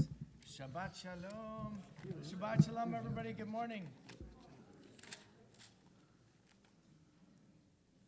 226. Is it 226? Okay, great. Thank you. Are we okay? Let's cover this up. Shabbat shalom, everyone. Good morning. For those who had the privilege of learning with Rabbi Feinstein a little bit earlier this morning, He spent quite a bit of time talking about kind of the journey of Hanukkah throughout the ages, and he was, in very many respects, demystifying some of our preconceived notions, particularly how we practice it today, and I think left us with desire to continue to tell the story because Hanukkah is still very much alive and vibrant in our day. And I want to just at least draw one point back from his teaching into what we're going to share a little bit with our learning today, is that it's important for us to hear these perceptions of tradition throughout the many different manifestations that it appears throughout history. Because it's not just enough for us to simply step back from history and say these are all the moments in which people thought about Hanukkah, but at the end it's a reflective turn. The last song we sang, Mi Yamalel Gvurot Yisrael, it says, Bayamim Hahem Bazman Hazeh. When we light the Hanukkah candles tonight, we're going to talk about a moment that happened over 2,000 years ago, and we're going to talk about the time in history in which Jewish life was at a pivotal transitional moment, and how our ancestors of that time responded to that moment. And then we say, Bayamim Hahem, that's them, Bazman Hazeh, in our day. So all the more so we have to turn the questions that are brought forth from all of our study. How is it possible that a story can change and transform? How can it adapt throughout the generations, and how do we adapt it to our day? Bayamim Hahem Bazman Hazeh. And I wanted to bring that because I think we're precisely at a moment in the narrative of our Torah story which equally presents us with one of those changes in perceptions. The Torah portion begins on page 226. So go ahead and open it right there, and we're going to flip to one part of the early narrative of this Torah portion. But I want to give a little pretext, and it's not necessarily from my perspective alone, but from some of the voices of tradition that have also responded to this. We're now beginning to tell the story of Jacob settled back in the land of Canaan, and his children are growing up and they're making lives for themselves. We're going to be introduced to Joseph, and it is in his youthful arrogance that he presents an oppositional force to the family and the family dynamic. And the question that comes out of that oppositional dynamic is something that I think is deeply profound from the Torah story, from the Hanukkah story, and also from our story today. It's what we're grappling with as well. It's a question of loyalty. What does loyalty mean there? What was Joseph being loyal when he turned to his brothers and his father and he shared his interpretations of his dreams? Was Jacob, the father, being loyal when, as we read in a moment, bids his son Joseph to go and meet his brothers out in the fields where they are pasturing? Whether he knowingly or unknowingly anticipates the consequences that are going to come from that decision, that the brothers who are so resentful of Joseph's privileged status, perhaps even his unique ability to interpret his dreams, that it causes them to throw their brother into a pit, and beginning the series of events which will foretell the ultimate conclusion of Bnei Yisrael, the people of Israel dwelling in the land of Egypt. Is that an expression of loyalty? The quality of loyalty, is it a loyalty to people? Or is it a loyalty to an idea that is being unfolded here? I want to take a step back before I go back into that and hold on to that question, and I'll explain what it means. We're living in an extremely challenging time, when the very question of loyalty to people that are sitting in the room next to us, let alone community around us, even the nation around us, even internationally, as we read of this week, is being tested, maybe even threatened. So I want to introduce something that I learned of recently that I thought was really helpful. And it comes from the story of Justice Antonin Scalia. You know who he was? He passed away just about a year ago. He was the most conservative Supreme Court justice in the court. And what's little known about Antonin Scalia is that he was close personal friends with another colleague on the Supreme Court, Ruth Bader Ginsburg. Even best friends. More than two diametrically opposed points of view about the way that the world ought to be, that these two represented, their friendship tells us a much more powerful lesson, story about what loyalty really is. And it was really beautiful if you had the chance to see it. When Ruth Bader Ginsburg stood up at Justice Scalia's funeral, and she shared this about him, because there was a tension. It's not just that they were friends and they loved opera together and they took care of each other physically and made sure that each other were very well supported, even in the midst of tremendous disappointment when one decision on the court went one way and not the other. So Justice Ginsburg gets up at Justice Scalia's funeral and she says about her friend that what made him of value to her was how he approached these conflicts. So what did he say? He says, I attack ideas. I do not attack people. It's very difficult to know the difference between the two. And if I cannot tell the difference, then I should get another day job. That was Justice Scalia. To understand that he was sitting in the position of the most powerful influence in this country. Beyond just the feelings of a moment, he was responsible for making decisions that represented a very particular point of view that some people find to be so morally reprehensible that they would take to the streets in protest against it. And yet, he had the courage to stand up and say it wasn't about the people. It was about the ideas that he was so vehemently and so devotedly focused on when he had to make his legal decisions.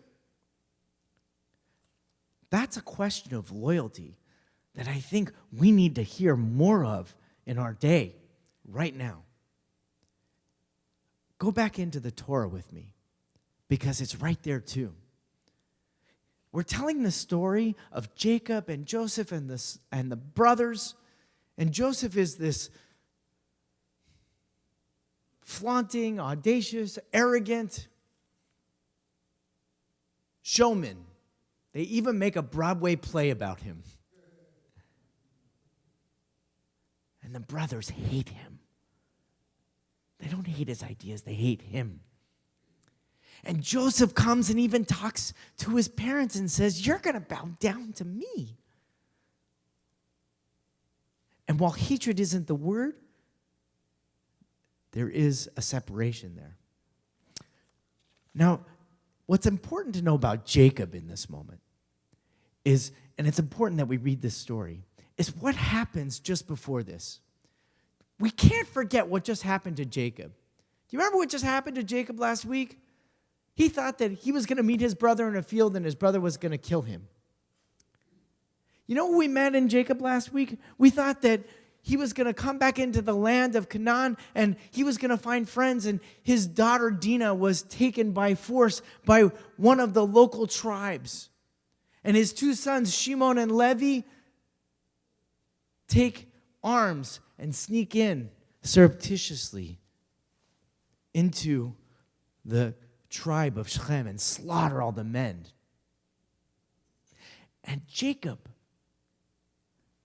witnesses the ultimate demise of his father in just a few pages ago. Now, granted, time is not commensurate with the pages in the book.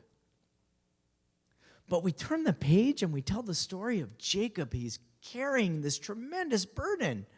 He almost died at the hand of his brother. He watched his two sons commit savage murder. He sees his own father dying. And his son is emerging in such a way that's causing tremendous threat to the loyalty of the family that he is working so hard to bring together. So turn with me to one page, because this is where I think the crux of our story can take hold and we can begin to study. So turn to page 228. This is after the dreams.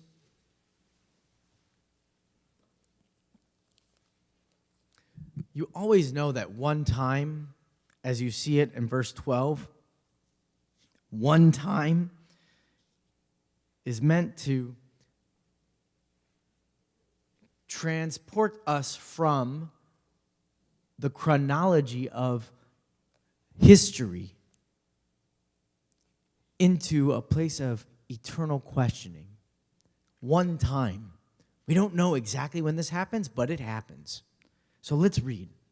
One time, when his brothers had gone to pasture their father's flock at Shechem. Remember Shechem? I just told you. That was a place that they just murdered all the men. Israel said to Joseph, "Your brothers are pasturing at Shechem. Come, I will send you to them." So before we consider the rest of the sentence, we have to ask the question, did Jacob know that his brothers hated him?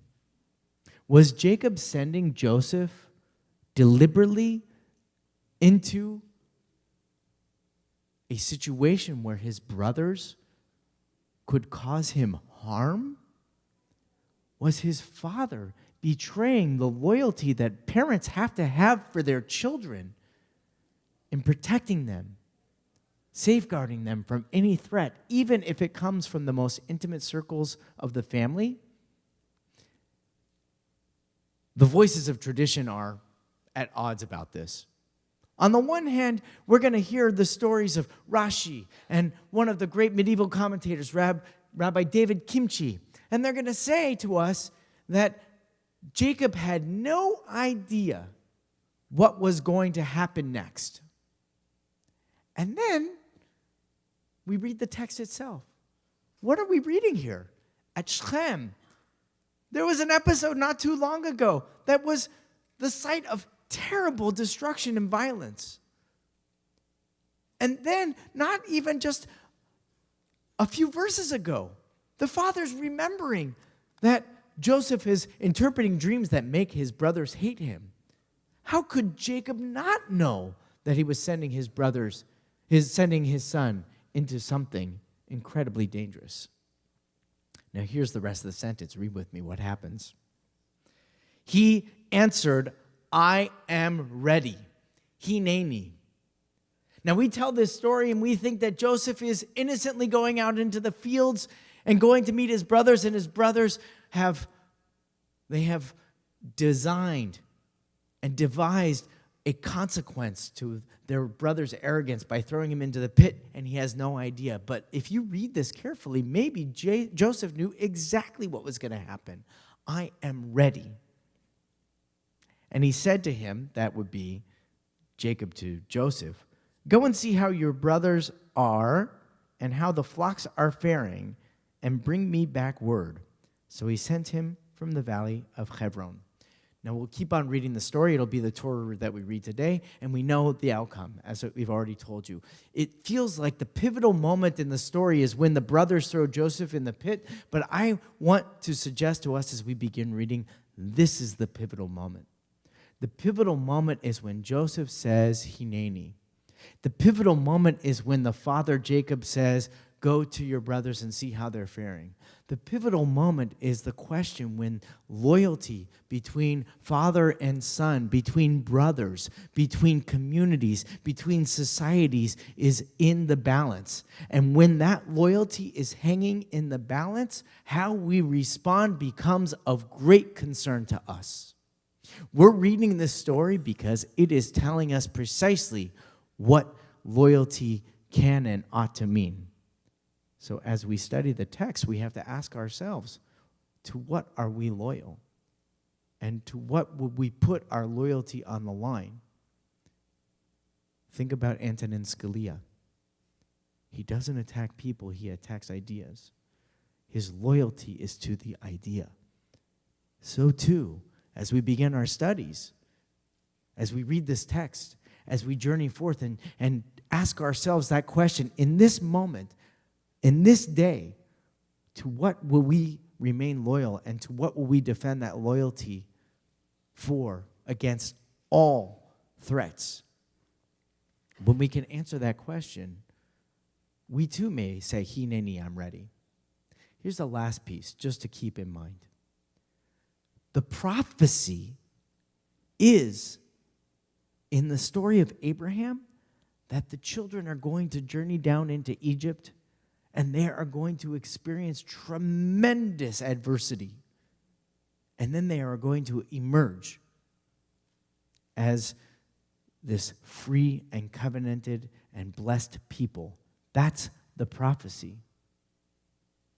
And the question is, in that balance, was Joseph saying, Hineni, I'm ready to be that person who brings that prophecy to fruition? Or was he saying, I'm ready to confront my brothers and the very test of loyalty in our relationship? I think the answer is both in some respects. And I think as our study unfolds, there's even more that we can discover together. So let's do that. We don't have the answer to exactly what kind of loyalty we are confronting here, but we do know that this is one of the essential purposes we have as individuals, as families, as communities, even as societies. And where our real loyalty lies, where our real loyalty is going to be exercised, begins with this response from Joseph. Hineni, here I am ready. Let's give a little bit of deeper thought to that. As the Torah reading begins, turn back to page 226, Parashat Vayeshev. ויעזור ויגן ויושיע לכל החוסים בו ונאמר אמן. הכל התורה יעמוד. First Aliyah, where is he? Disappeared. Any coin in the house? We don't need a coin, but we need Oh, he's not. יעמדו. יש לו מוות. Bring him. יוסף דוד שמואל הכהן, ברוך שנתן תורה לעמו ישראל בקדושתו, ואתם הדבקים באדוני אלוהיכם, חיים כולכם.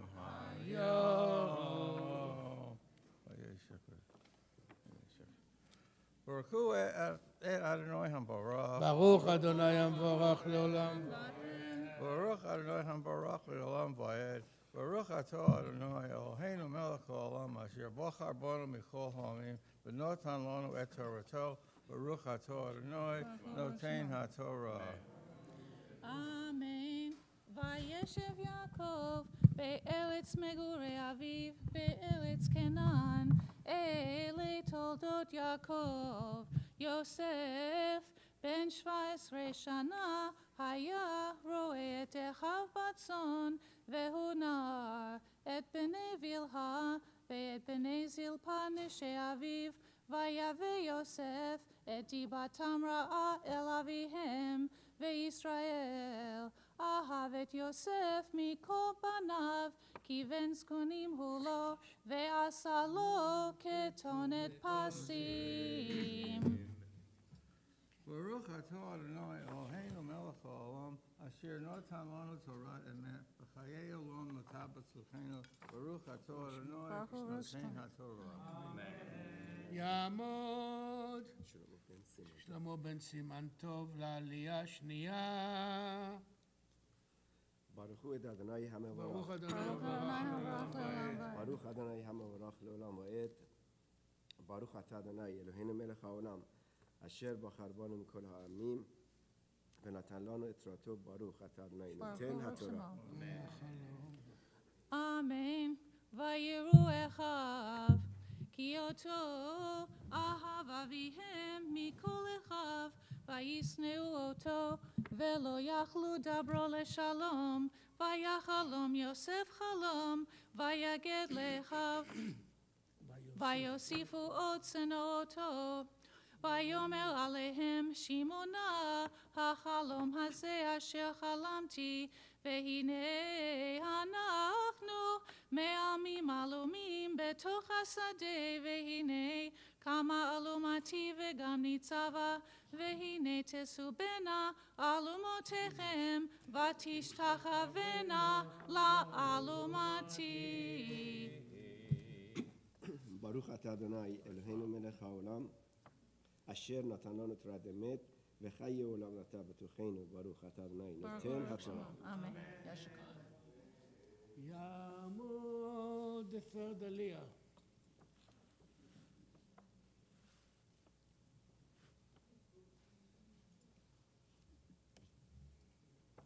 תעמוד. לא, היפרו לב. What's your hero?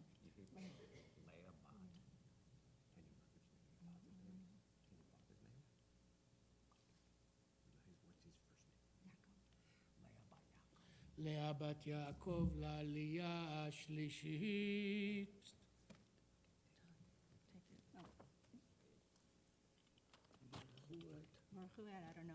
ברוך אדוני ברוך לעולם ועד. ברוך אתה אדוני אלוהינו מלך העולם, אשר בחר בנו מכל העמים, נתן לנו את תורתו. ברוך אדוני נותן התורה. אמן. ויאמרו לו אחיו, המלוך תמלוך עלינו, אם משול תשמור בנו. ויוסיפו עוד שנאו אותו על חלומותיו ועל דבריו. ויחלום עוד חלום אחר, ויספר אותו לאחיו, ויאמר, הנה חלמתי חלום עוד, והנה השמש והירח, ו11 כוכבים משתחווים לי. ויספר אל אביו ואל אחיו, ויגע בו אביו, ויאמר לו, מה החלום הזה אשר חלמת? הבוא נבוא אני ועמך ואחיך להשתחוות לך ארצה. ויקנו בו אחיו, ואביו שמר את הדבר. ברוך אתה אדוני אלוהינו מלך העולם, אשר נתן לנו תורת אמת, וחיי עולם נטע בתוכנו. ברוך אתה אדוני נותן התורה. אמן. יעמדו.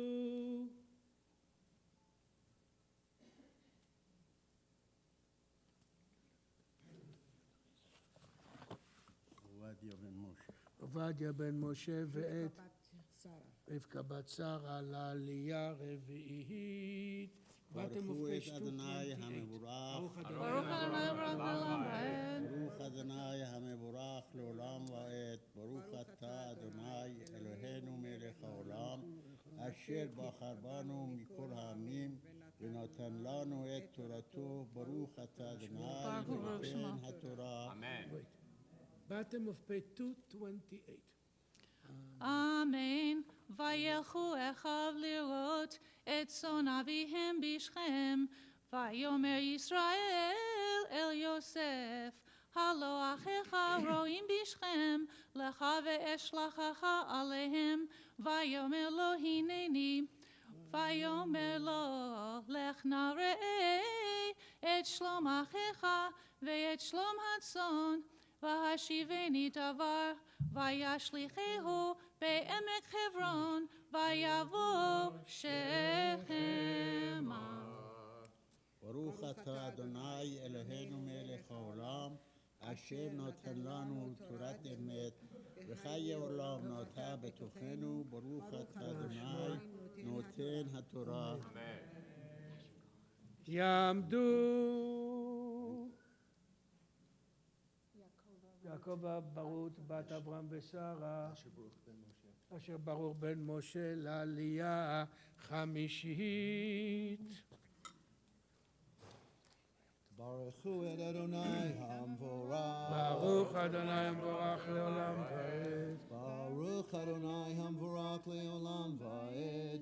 ברוך אתה אדוני אלוהינו מלך העולם, אשר בחר בנו מכל העמים, ונתן לנו את תורתו. ברוך אתה אדוני נותן התורה. אמן. וימצאהו איש, והנה טועה בשדה, וישאלהו האיש לאמור מה תבקש, ויאמר את אחי אנוכי מבקש, הגידה נא לי איפה הם רואים. ויאמר האיש נסעו מזה, כי שמעתי אומרים נלכה דותיינה. וילך יוסף אחר אחיו, וימצאם בדותן. ברוך אתה אדוני אלוהינו מלך העולם, אשר נתן לנו תורת אמת, וחיי עולם נתת בתוכנו. ברוך אתה אדוני נותן התורה. תעמוד. אסתר בת יצחק לעלייה שישית. ברכו את אדוני המבורך. ברוך אדוני המבורך. ברוך אדוני המבורך לעולם ועד. ברוך אתה אדוני אלוהינו מלך העולם, אשר בחר בנו מכל העמים, ונתן לנו את תורתו. ברוך אתה אדוני נותן התורה.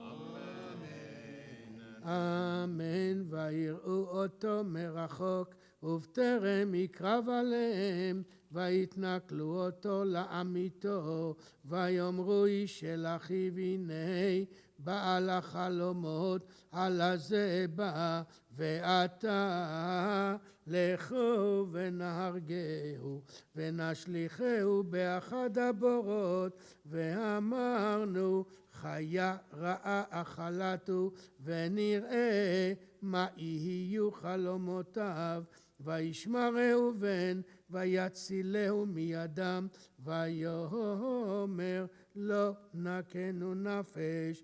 ויאמר עליהם ראובן אל תשפכו דם, השליכו אותו אל הבור הזה אשר במדבר, ויד אל תשלחו בו, למען הציל אותו מידם, להשיבו אל אביו. ברוך אתה אדוני אלוהינו מלך העולם, אשר נתן לנו תורת אמת, וחיי עולם נטע בתוכנו. ברוך אתה אדוני נותן התורה. אמן. תעמוד. פרפר בת יצחק לעלייה השביעית.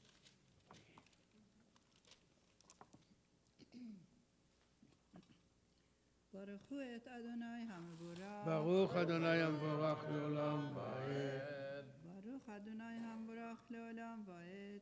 ברוך אתה אדוני אלוהינו מלך העולם, אשר בחר בנו מכל העמים, ונתן לנו את תורתו. ברוך אתה אדוני נותן התורה. אמן.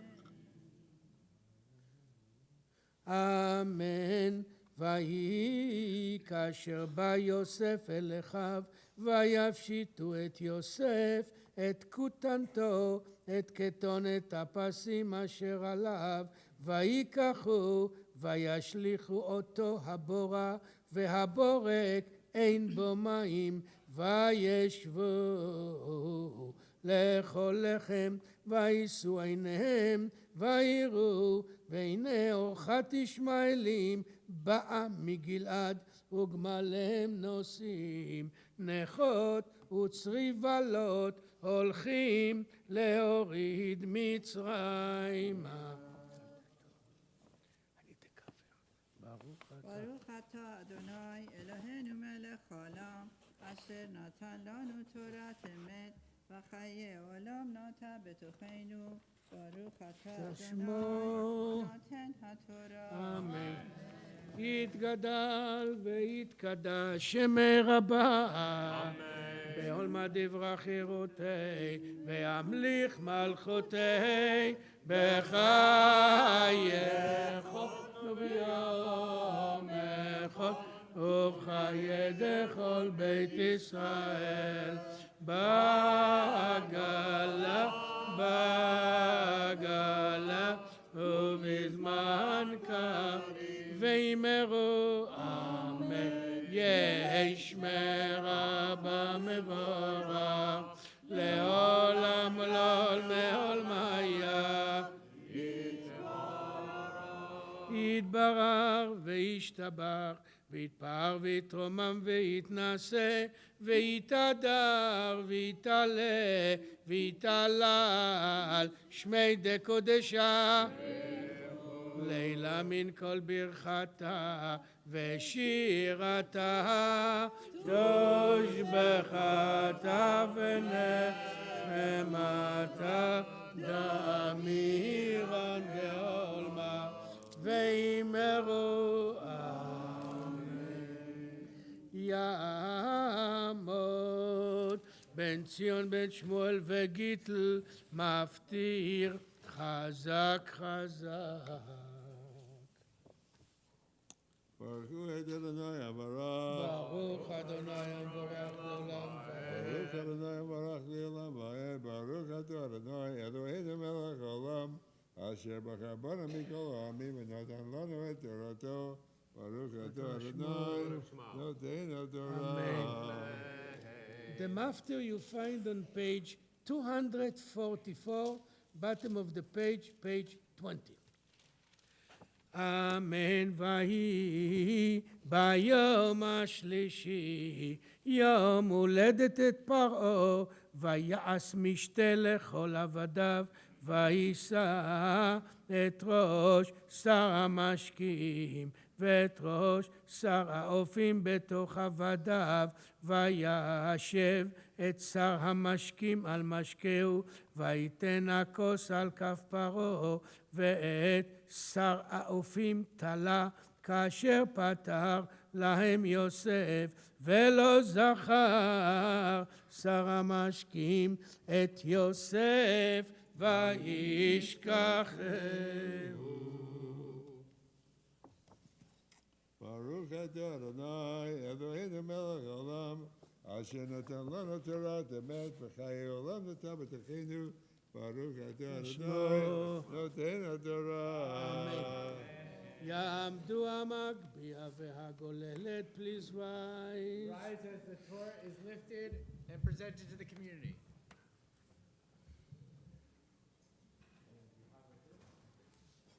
I need the chair. Dick, come on. Down and up. Go. Down fast. וזאת התורה אשר שם משה לפני בני ישראל, על פי אדוני בידו. Okay. Well, you finished this. This stuff is As there. the Torah is dressed, you may take the deep close again. The Haftarah this morning is chanted by Dr. Braun. It is found on page 247. Baruch atah Adonai Eloheinu melech haolam, asher bachar b'neviim tovim, ורצה בדבריהם הנאמרים באמת.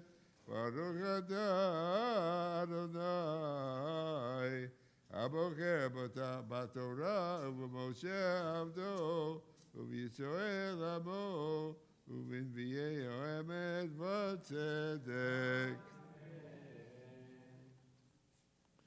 כה אמר אדוני על שלושה פשעי ישראל, והארבעה לא אשיבנו, על מכרם הכסף צדיק, ואביון בעבור נעליים, והשואפים על עפי ארץ בראש טלים, ודרך הנביאים יטו, ואיש ואביו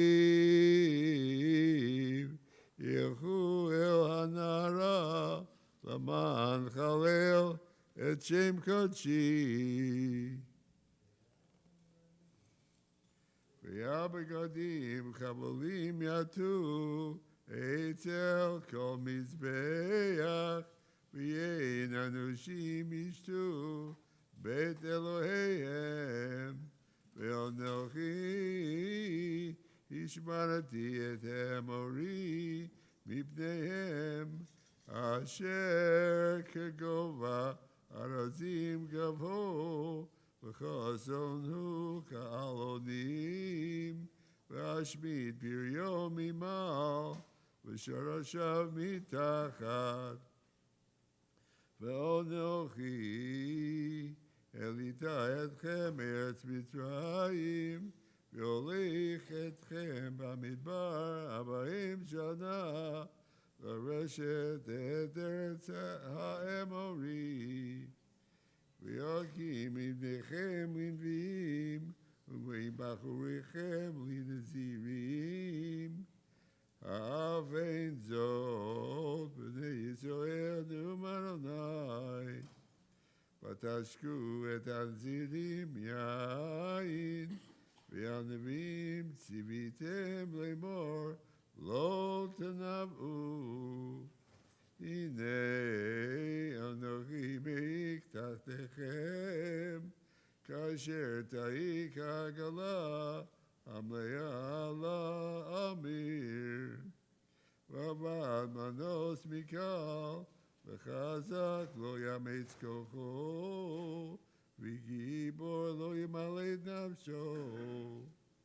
ותופס הקשת לא יעמוד, קל ברגליו לא ימלט, ורוכב הסוס לא ימלא את נפשו. ויאמיץ ליבו בגיבורים, ארום ינוס ביום ההוא, נאום אדוני. שמעו את דבר הזה,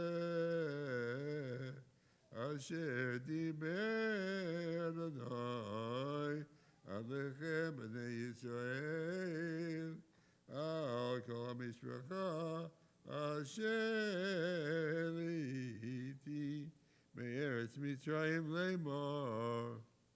רק אתכם ידעתי מכל משפחות האדמה, על כן אפקוד עליכם את כל עוונותיכם. הילכו שונים יחדיו, בלתי אם נועדו. האישה גריה ביער, וטרף אין לו, הייתן כפיר קולו, ממון אותו, בלתי אם לחד. התיפול ציפור על פח הארץ, ובוקש אין לה, היה לפח מן האדמה, ולחות לא ילכוד. אם יתקע שופר בעיר, והעם לא יחרדו, אם תהיה רעה בעיר, ואדוני לא עשה, כי לא יעשה אדוני אלוהים דבר, כי אם גלה סודו אל עבדיו הנביאים, אריה שג מי לא יירא, אדוני אלוהים דיבר, מי לא ינבא. ברוך אתה אדוני אלוהינו, מלך עולם, צור כל העולמים, צדיק בכל הדורות, אוהל הנאמן אומר ויוצא, המדבר עם קיים, שכל דבריו אמת וצדק. נאמן, אתה הוא אדוני אלוהינו, ונאמנים דבריך, ודבריך מדבריך, כל לא ישוב ריקם. כי המלך נאמן ורחמן אתה, ברוך אתה אדוני, אוהל הנאמן בכל דבריו. רחם הציון כי בית חיינו, ולעלו בת נפש תושיע במהרה בימינו. ברוך אתה אדוני, משמח ציון בבניה. שמחנו אדוני אלוהינו באליהו הנביא עבדך, ומלכות בית דוד משיחך, במהרה יבוא ויגיע ליבנו. הכיסו לא ישב זור, ולא ינחלו עוד אחרים את כבודו, כי בשם קודשך נשבעת לו, שלא יכבה נרו לעולם ועד. ברוך אתה אדוני, מגן דוד. על התורה ועל עבודה ועל הנביאים והיום השבת הזה, שנתת לנו אדוני אלוהינו, לקדושו למנוחה, לכבוד ולתפארת. על הכל אדוני אלוהינו אנחנו מודים לך ובורכים אותך, יתברך שמך בפי כל חי, תמיד לעולם ועד. ברוך אתה אדוני, וקדש השבת.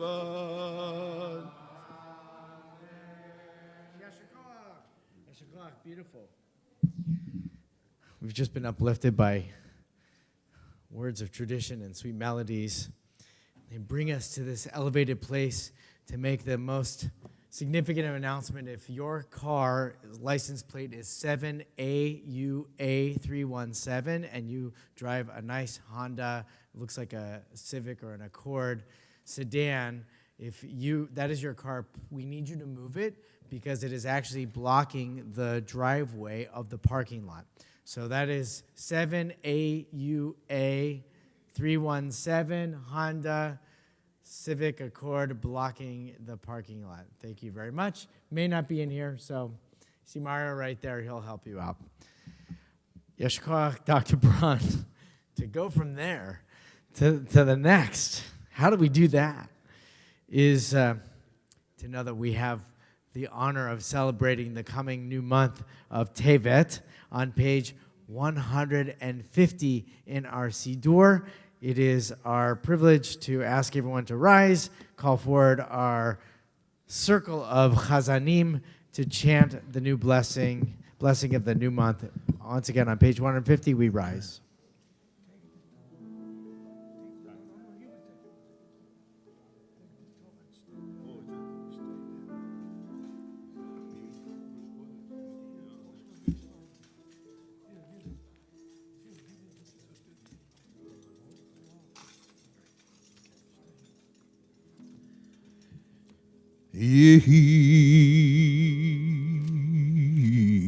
יהי רצון מלפניך,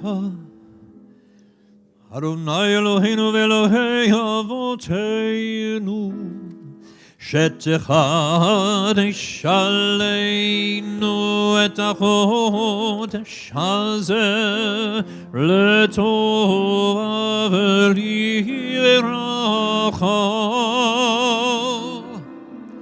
שתחדש עלינו את החודש הזה לטובה ולברכה, ותיתן לנו חיים, חיים ארוכים, חיים של שלום, חיים, חיים של טובה, חיים של ברכה, חיים של פרנסה, חיים של חילוץ עצמות, שתחדש עלינו את החודש הזה טובה ולברכה, שתחדש עלינו את החודש הזה לטובה ולברכה, חיים שיש בהם יראת שמיים ויראת חטא, חיים שאין בהם בושה, בושה וכלימה, חיים, חיים של אושר וכבוד, חיים שתהא בנו אהבת תורה ויראת שמיים, חיים שימלאו משאלות ליבנו לטובה, אמן סלע. מי שעשה ניסים לאבותינו וגאל אותם מעבדות לחירות, הוא יגאל אותנו מקרוב ויקבץ נידחינו מארבע כנפות הארץ. חברים, כל ישראל ונאמר אמן. ראש חודש טבת יהיה ביום שישי הבא עלינו ועל כל ישראל לטובה. יחדשהו הקדוש הקדוש ברוך הוא עלינו ועל כל עמו בית ישראל. יחדשהו הקדוש הקדוש ברוך הוא עלינו ועל כל עמו בית ישראל, לחיים ולשלום, לששון ולשמחה, לישועה נחמה, ונאמר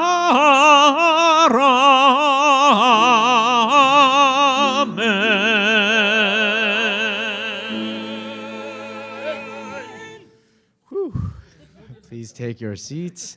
Page 151. Our services continue with the words of Ashrei chanted this morning by Cheryl Gillies. Ashrei yoshvei beitecha, od hallelujah, Selah. It's like your first time. Hello. Ashrei am Shadonai Eloha, Tehillah leDavid, Aromim Elohai HaMelech, Vavachashim Leolam Vahed, Bechoyam Vavachecha, Velilashim Leolam Vahed, Gadol Adonai Ulam Meod, Velik Dulato and Heker, Dor ledor shabach masecha, ugvurotecha yagidu. Hadar kevod hodeka, b'divrei niflotecha asicha, be'ezuz norotecha yomeru, ugdulatcha saprena, sekerav tuvka yabihu, v'tzitkatka yeranenu. Hanun v'rachum Adonai, erech apayim ugdal chesed. Tov Adonai lacho, v'rachamav al kol ma'asav. Yodu Adonai kol ma'asecha, v'chesed כבוד מלכותך יאמרו, וגבורתך ידברו. להודיע לבני אדם גבורותיו, ובעוד אדם מלכותו. מלכותך מלכות כל עולמים, וממשלתך בכל דור ודור. סומך אדוני לכל נופלים, וזוכף לכל הכפופים. עיני כל אליך יסברו, ואתה נותן להם את אוכלם בעיתו. פותח את ידיך, ומשביע לכל חי רצון. צדיק אדוני בכל דרכיו, וחסיד בכל מעשיו. קרוב אדוני לכל קוראיו, לכל אשר יקראו באמת. רצון יראיו יעשה, ואת שבתם ישמע ויושיעם. שומר אדוני את כל אוהביו, ואת כל הרשעים ישמיד. תהילת אדוני ידבר פי, ויברך כל בשר שם קודשו לעולם ועד. ואנחנו נברך יה, מעתה ועד עולם. Hallelujah. In the midst of study and celebration and anticipation of the holiday that begins this evening, we pause and offer prayers of healing and strength for loving members of our family and community in need of healing at this time of body and spirit. And so we pray, Misha Berach Avatenu Avraham Yitzhak B'Yaakov, V'yimotenu Sarivka Rachav Aleah, Hu Yivarech V'yirapeh Kol HaCholim B'Kilatenu HaKadosha. You will bless our ancestors at the sea and in the desert. Bless these ill friends through us, your witnesses. Give us the wisdom to impart to them courage and hope. Let them know that they have in our holy community men, women, and children who pray for the skill of the physician, who pray for their recovery of body and spirit. Our prayers go out to Yisrael Benjamin ben Yaakov, Yaakov Fiddle ben Akiva, Rivka Rezel bat Shifra, Jacha, Sora, Stanley Gottlieb, Levi ben Chava, Yoshua Yaakov ben Orna, Penina bat Hadassah, Sarah bat Yafa, Richard Zeitland, Yaakov ben Margalit, David Zaskrut, Esther bat Rivka, Leah bat Royce, Baruch, Gershom bet Shoshana, Mayor Isaac, Dr. Ben, Sem ben Zakar, and Riven, Talia bat Esther ve Yosef, Mordechai ben Hinda, Judy Chase, and Pinchas ben Edel, Yaakov Shaul ben Yafa, Chayasar bat Suze, Chana bat Rachel, Fruma bat Sarah, Avram ben Shoshana, Spinze bat Chaim Ruth, Sharon ben Mahin, Bishop John Bruno, Abigail Yehudi bat Bracha, Alan Small, Musha bat Miriam, Gershom ben Yael, Mel Brewer, Ari ben Blanche, Ezat Maki, Yitzhak Yaakov ben Rezel Meir, Shimon ben Adina, Alta Gedalia ben Chava Miriam, and for all those in your circle of family and friends, we offer your personal prayers in the midst of this holy community and pray to teach us to remember your words out of the void and vastness of darkness. We say, let there be light. And together we say, Amen, and Refuah Shlema, may there be complete and speedy healing and recovery for all those in need at this time. We call forward now those who have been honored of returning the Sefer Torah to the Ark. As the Ark stands, we stand. The Ark is open, page 153. We sing the prayers for replacing the Sefer Torah. Hallelu et Shem Adonai, ki niskav Shemo levado. Hodo haaretz v'shamayim, vayarem kerem v'yavot.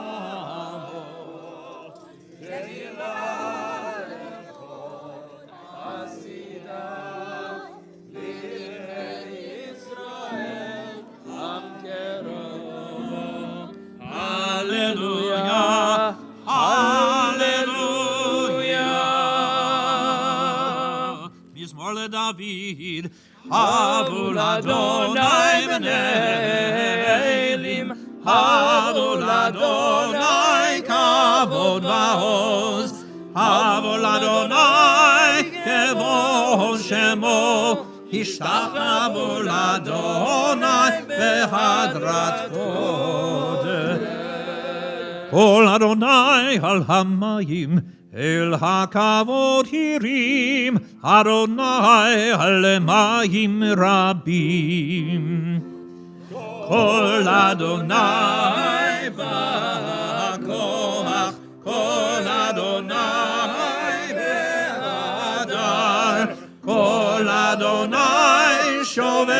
וארזים, וישבר אדוני את ארזי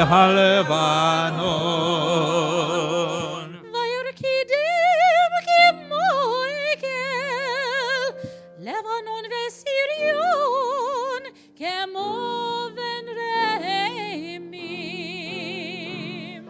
קול אדוני חוצב להבות אש, קול אדוני יחיל מדבר, יחיל אדוני מדבר קדש, קול אדוני יחולל היעלו. ויכסוף יררות ובהיכלו כולו מרכבות, אדוני למבול ישב,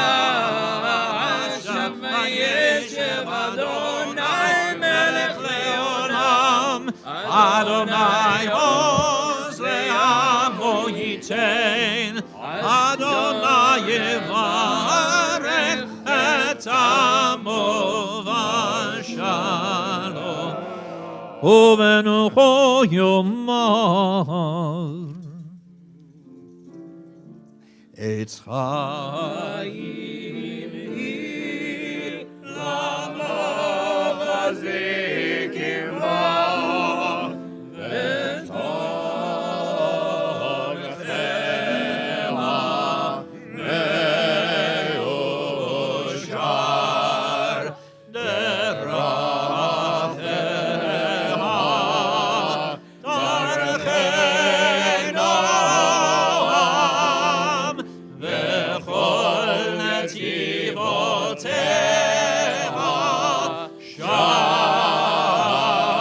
שלום. השיבנו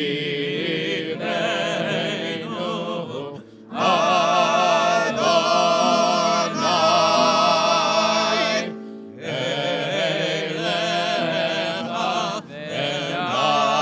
אליך ונשובה, חדש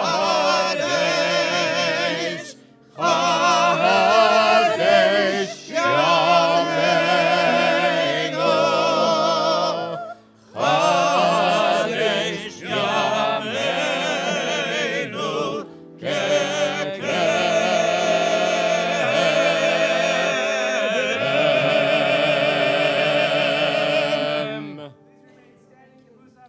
begin with Kadisha page 155 and then 166b. 56b, we recite the blessings together.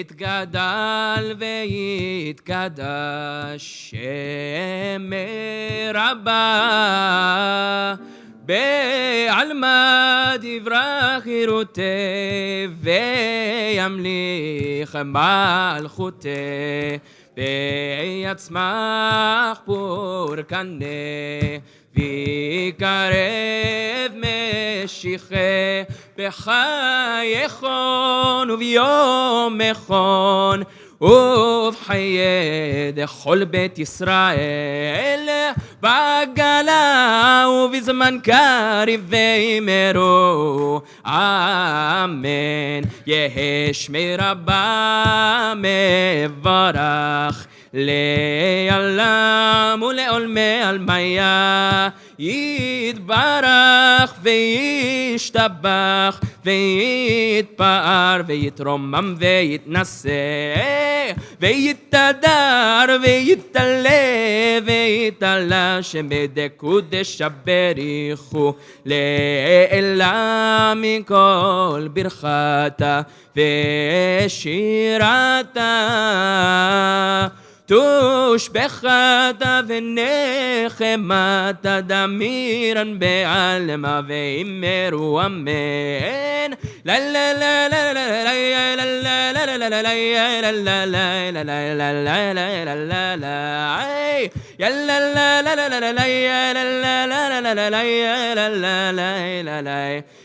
לה לה לה לה.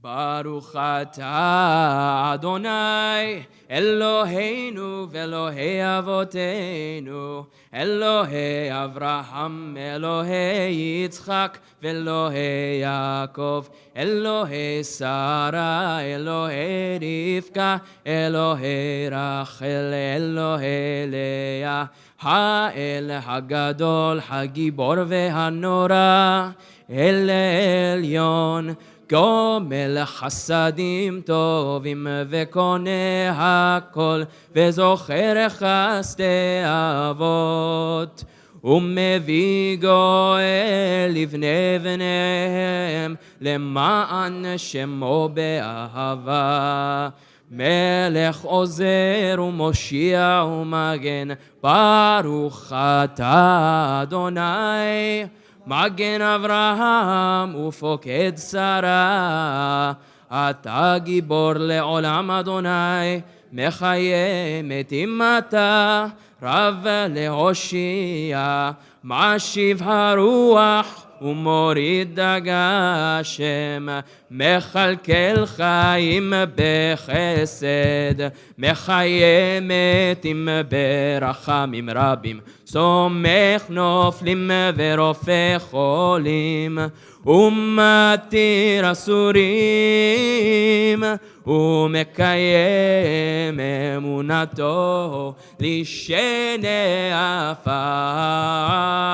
מי כמוך בעל גבורות, ומידו מלך, מלך ממית ומחיה, ומצמיח ישוע, ונאמן אתה לחיות מתים, ברוך אתה אדוני מחיי המתים.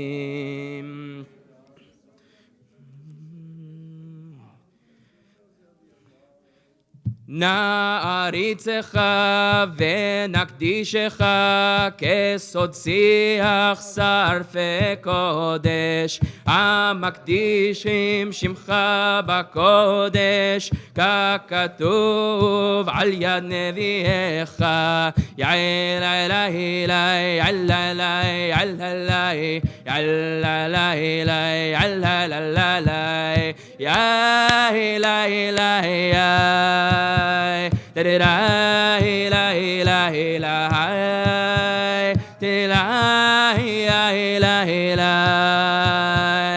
la la la la la ככתוב ביד נביאך וקרא זה אל זה ואמר קדוש אדוני צבאות מלוך כל הארץ כבודו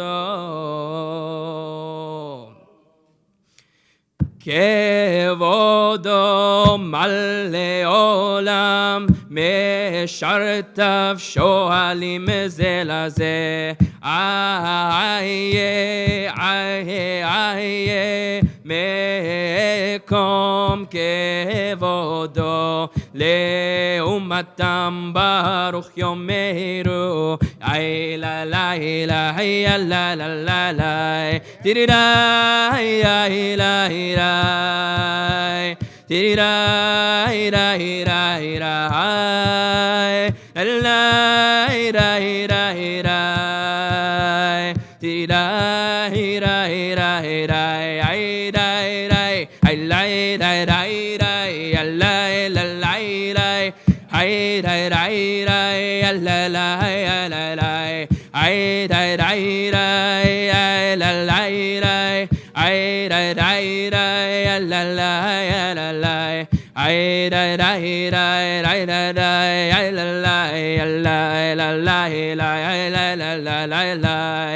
ברוך כבוד אדוני ממקומו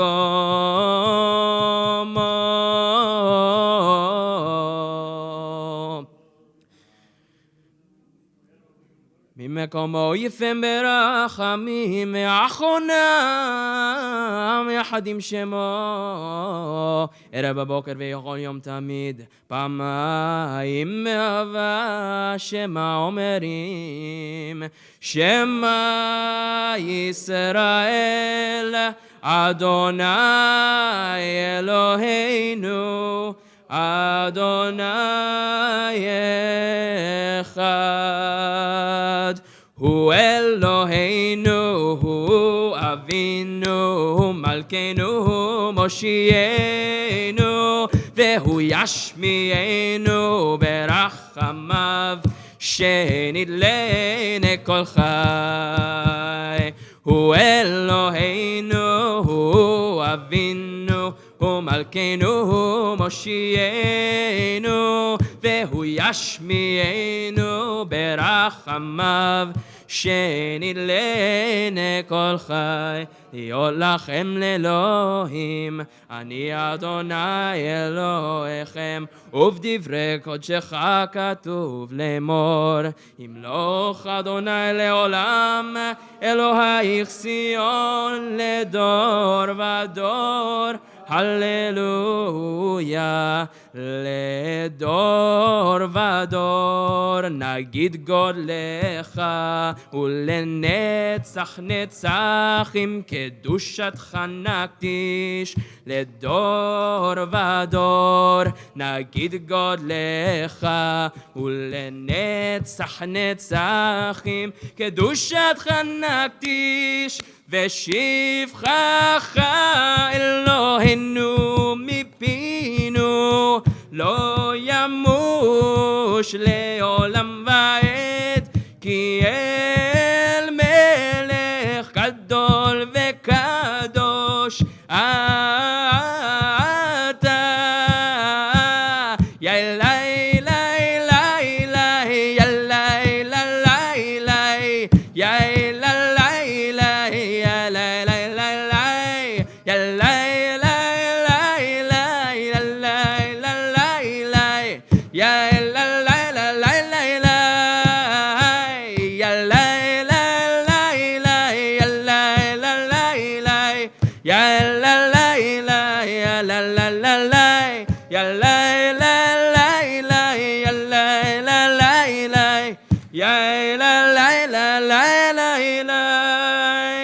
ברוך אתה אדוני האל הקדוש.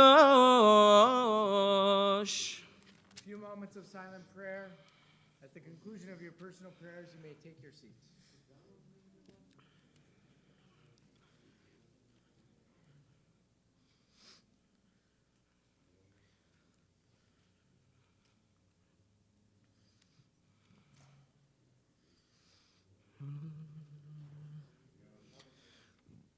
וביום השבת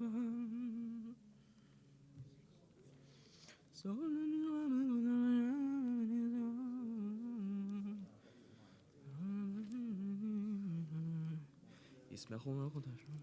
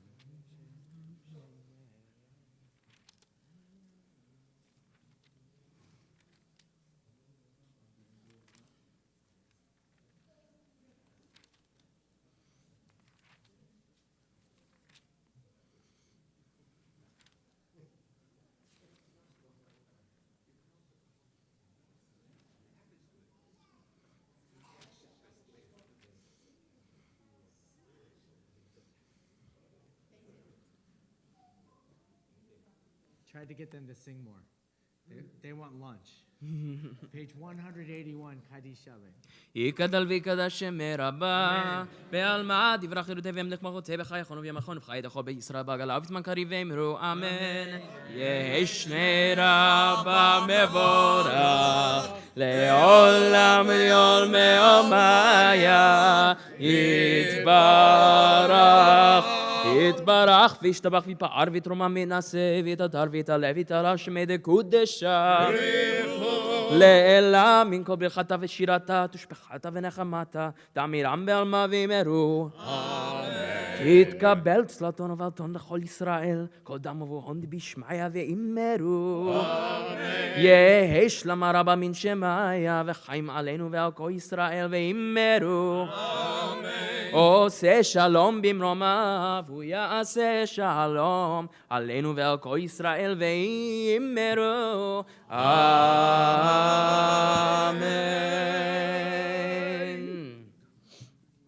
אין כאלוהינו, אין כאדוננו, אין כמלכנו, אין כמושיענו, non como vuestro Dios, non como vuestro Señor, non como vuestro Rey, non como vuestro Salvador.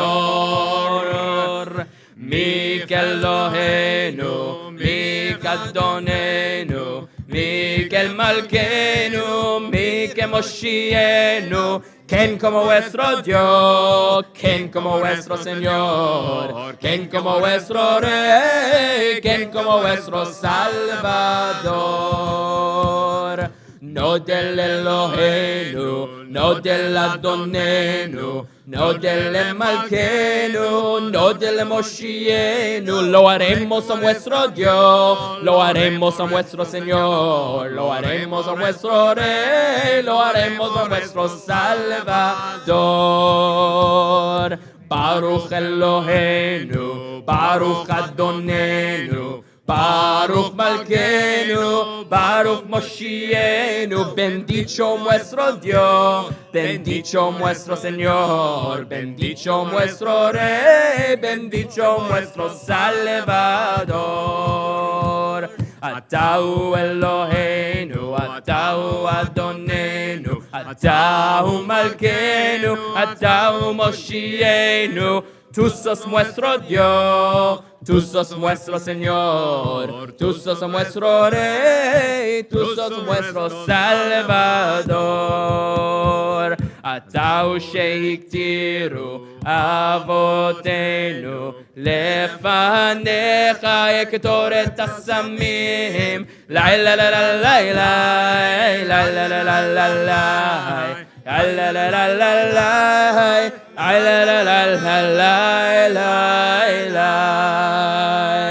עלינו לשבח לאדון הכל, לתת גדולה לעוצר ראשית, שלא עשנו כגויי הארצות, ולא שמנו כמשפחות האדמה, שלא שם חלקנו גהם, וגורלנו ככל המונם. ואנחנו קוראים ומשתחווים ומודים לפני מלך מלכי המלכים הקדוש ברוך הוא שהוא נוטה שמיים ויוסד הארץ.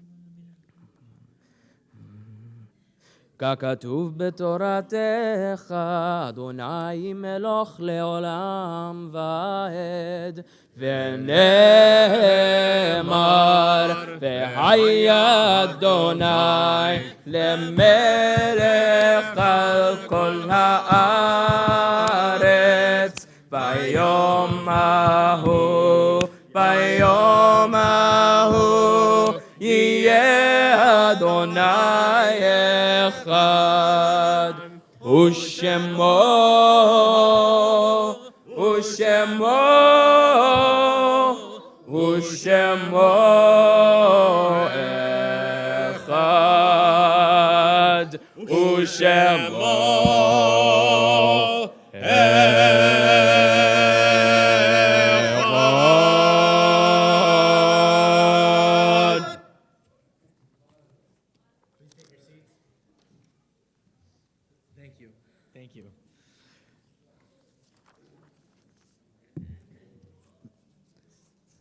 This community pauses in sadness to announce the passing of several members of our community this week. We note the passing of Ruth Stern Ryder, who is the aunt of Sue Whitner, Dr. Ron and Pamela Ryder, David and Margaret Summer, Karen and Paul Linton, Evelyn and Warren Silver, Linda and Stephen Newman, Karen and Harvey Lowy. She is the great aunt of our Valley Beth Shalom Day School teacher, Rachel Ryder Edelman, and her husband, Brian Edelman.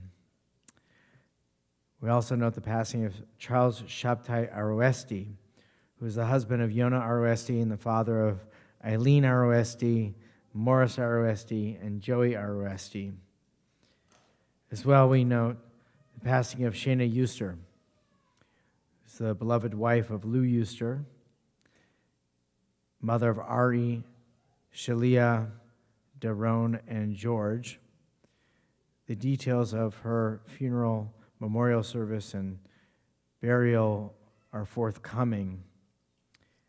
And lastly, we would note the passing of Bert Schreiber, who is the son or the father of Jonathan and Cheryl Schreiber, the grandfather of Liat and Adam Schreiber, the partner in life of Elaine Schreiber, Elaine Lerner Schreiber. His funeral will be on Monday at 10 a.m. at the Mount Sinai Memorial Park. Personally, for Bert, he is a hero who has been battling pancreatic cancer far beyond the diagnosis and almost 3 years of a battle, and passed peacefully this week, and the family gathers in mourning. He was a longtime member of this congregation as well as a library minion. So all of the details of Shiva and the memorials are posted on the website, or regarding the Schreiber family, you can speak with me. You'll also note the yard sites of those we remember this week, the 24th of Kislev for the 1st of Tevet, in the Shabbaton booklets. And we ask all those who are in a period mourning to now please rise, turning to page 184. There we find Kaddish Yatom, the Memorial Kaddish prayers, which we ask you in mourning to recite together. Yitkadal v'yitkadash shemei Rabbi. Be'alma divrach hirutei v'yamlich malchutei. B'chayechon uv'yomechon uv'chayei dechol beit Yisrael. B'agala u'v'zman kariv imru amen. Yehei shmei Rabba mevorach le'olam u'amei almaya. Yibarach v'yishtabach v'yipa'ar v'yitramam v'yitnaseh. V'yitadar v'yitaleh v'yitalal shemei dekudsha berichu. Le'ila minko birchata v'shirata, tushbechata v'nechemata, da'amiram be'alma v'imru amen. Yehesh lama rabba min shamaya, v'chaim alenu ve'al kol Yisrael v'imru amen. Oseh shalom b'imromav, v'ya'aseh shalom alenu ve'al kol Yisrael v'imru amen. As you take your seats, we pray that the presence of this community is a source of comfort and of inspiration, and of healing, and of light to all those who mourn. And we say amen. Has someone been invited to come forward and make announcements this morning? Dr. Braun, do you know of anybody? I can make the announcements on your behalf unless you'd really like to speak. Okay, great. Dr. Braun says, thank you very much for participating in this morning's Shabbat services, and thank you very, very much to Cantor Phil Barron, to our guest Chazan, Cantor Ben Tisser, Chazan Ben Tisser, as well as Cantor Fox, as well as Asher Levy, as well as Rabbi Jay Levy, as well as Ethan Hoffman, as well as Toby Schwartz, all of you who lent your beautiful voices to our tefillot this morning. We thank you. To Yossi Dresner for always so capably and ably leading the ritual elements of this morning's service, to Diane Nitzan, who read Torah this morning, to everyone who participated in every aspect of the service, as well as to Dr. Richard Braun for the Haftarah this morning. We thank you. How did I do with all of the names? Okay. And to our Rabbi, So wait. Rabbi Hoffman, for leading the Thank you. service. Let me get you the plugs. So, all right. So it is Hanukkah this evening. So tonight we light the first candle, and I know that Cantor Baron. I'm pretty sure that you were going to plug this, but if I may, I'm going to plug this anyways. Okay. So tonight, the Jewish people have this penchant for Chinese food, and something about the 25th of December is a time when Chinese food and Jews seem to fit together like a glove. There's always that joke, what the Hebrew calendar is 5,777 and the Chinese calendar is like 400 and 356. I'm not exactly sure. What does that teach us? It's that the Jewish people had to wait 1,300 years for Chinese food. So here we are on the great Christmas holiday, the Hanukkah holiday, and you're wondering what to do. We lit the candle and that's all? No, that's not all. In fact, there is a fantastic celebration of the first night of Hanukkah. If you look in your Shabbaton booklets, it is the 9th annual Fiddler on the Roof sing-along with our very own cantor, Phil Barron of Valley Beshalom at the Jewish Jewish Historical Society. It is a benefit for the Jewish Historical Society and the Breed Street Shul. It is going to take place tonight at 7:30 p.m. at the Lemley Town Center here in Encino. Is that where you'll be? I'll be in Beverly Hills. Go to Beverly Hills for the Temple for Fine Arts, but I think it's called the Fiddler for the Fine Arts here. Yeah? And it's at the Lemley over there. That's where the Temple for the Fine Arts meets. So take a look here, and Cantor Baron will tell you all about it. And if that is not enough for you to celebrate, tomorrow is the Christmas holiday. Please make sure that you celebrate with all of our neighbors and friends and see them at the Arc Lake Theaters, because it's not just Jews who go to the movies on the 25th anymore. It is the rest of Encino. You'll see them there. And definitely go to the Chinese food restaurants. Why? Because they're open on Christmas. Why? Because there's no dairy product in any of the food, and so that's what makes Chinese food so good for Jews who kind of keep kosher every once in a while. No dairy food. How about that? Carol, Monday night. Jewish Community Night, the Clippers versus the Lakers, our very own children from the Valley Beshalom Synagogue Day School will also be participating in the community choir, which has been given the honor to sing at the basketball game. The Valley Beshalom Brotherhood has about 40 tickets at the game. And if you got one of those tickets, you would actually get to get on the court early before the game begins to meet the players up close and personal. And on Tuesday night, here at Valley Beshalom, please bring your Hanukkah. Please bring your candles, light the menorah, and enjoy the Festival of Lights with your Valley Beshalom community. It is going to take place 5:30 p.m. There will be dinner, 6:15 the candle lighting, and then at 6:45 there'll be some music sing-along and a movie, An American Tale. So come and celebrate with the community on Hanukkah. Shabbat services take place. They will be happening. We'll have an early minyan at 5 p.m. on Friday evening. Saturday morning, once again, Torah study at 9 a.m. And at 10-ish, we'll have the Shabbat services just like today. Anything else, anybody? Quick plug, please.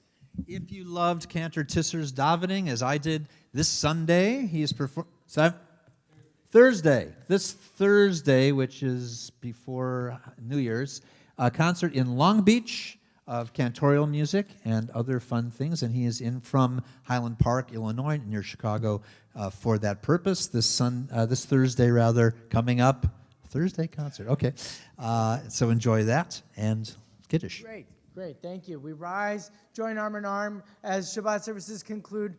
The blessings of Kiddush. If you want to follow the Siddur on page 315, we invite Marcy Rayner to come forward and bless the wine and challah for us. Shabbat Shalom. Ready?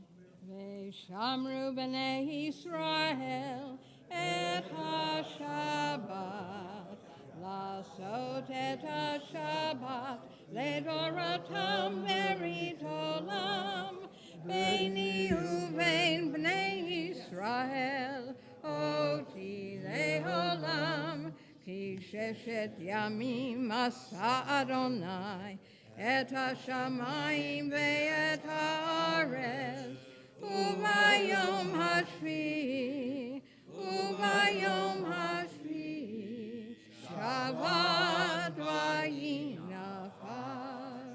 על כן ברך אדוני את יום השבת ויבקדשהו. סברי גבירותיי ורבותיי, ברוך אתה אדוני אלוהינו מלך העולם, בורא פרי הגפן. ברוך אתה אדוני אלוהינו מלך העולם, המוציא לחם מן הארץ. Shabbat Shalom, Chag Sameach, everyone. There's kiddush somewhere down the hall. Adon olam asher malach v'terem kol yetzir nivra li'et na'asa v'chefzo kol azai melech shemo nikra ואחרי ככלות הכל לבדו ימלוק נורא והוא היה והוא יהיה בתפארה והוא אחד ואין שני להמשילו להכבירה בלי ראשית בלי תכלית ולא העוז והמשרה והוא אלי וחי גואלי וצורכב לי ביצרה והוא ניסי ומנוס לי מנת כוסי ביום אקרא בידו אבקיר רוחי והייתי שן ויעירה ואם רוחי גביעתי אדוני לי ולא יירא בידו אבקיר רוחי והייתי שן ויעירה ואם רוחי גביעתי אדוני לי ולא יירא ואם רוחי גביעתי אדוני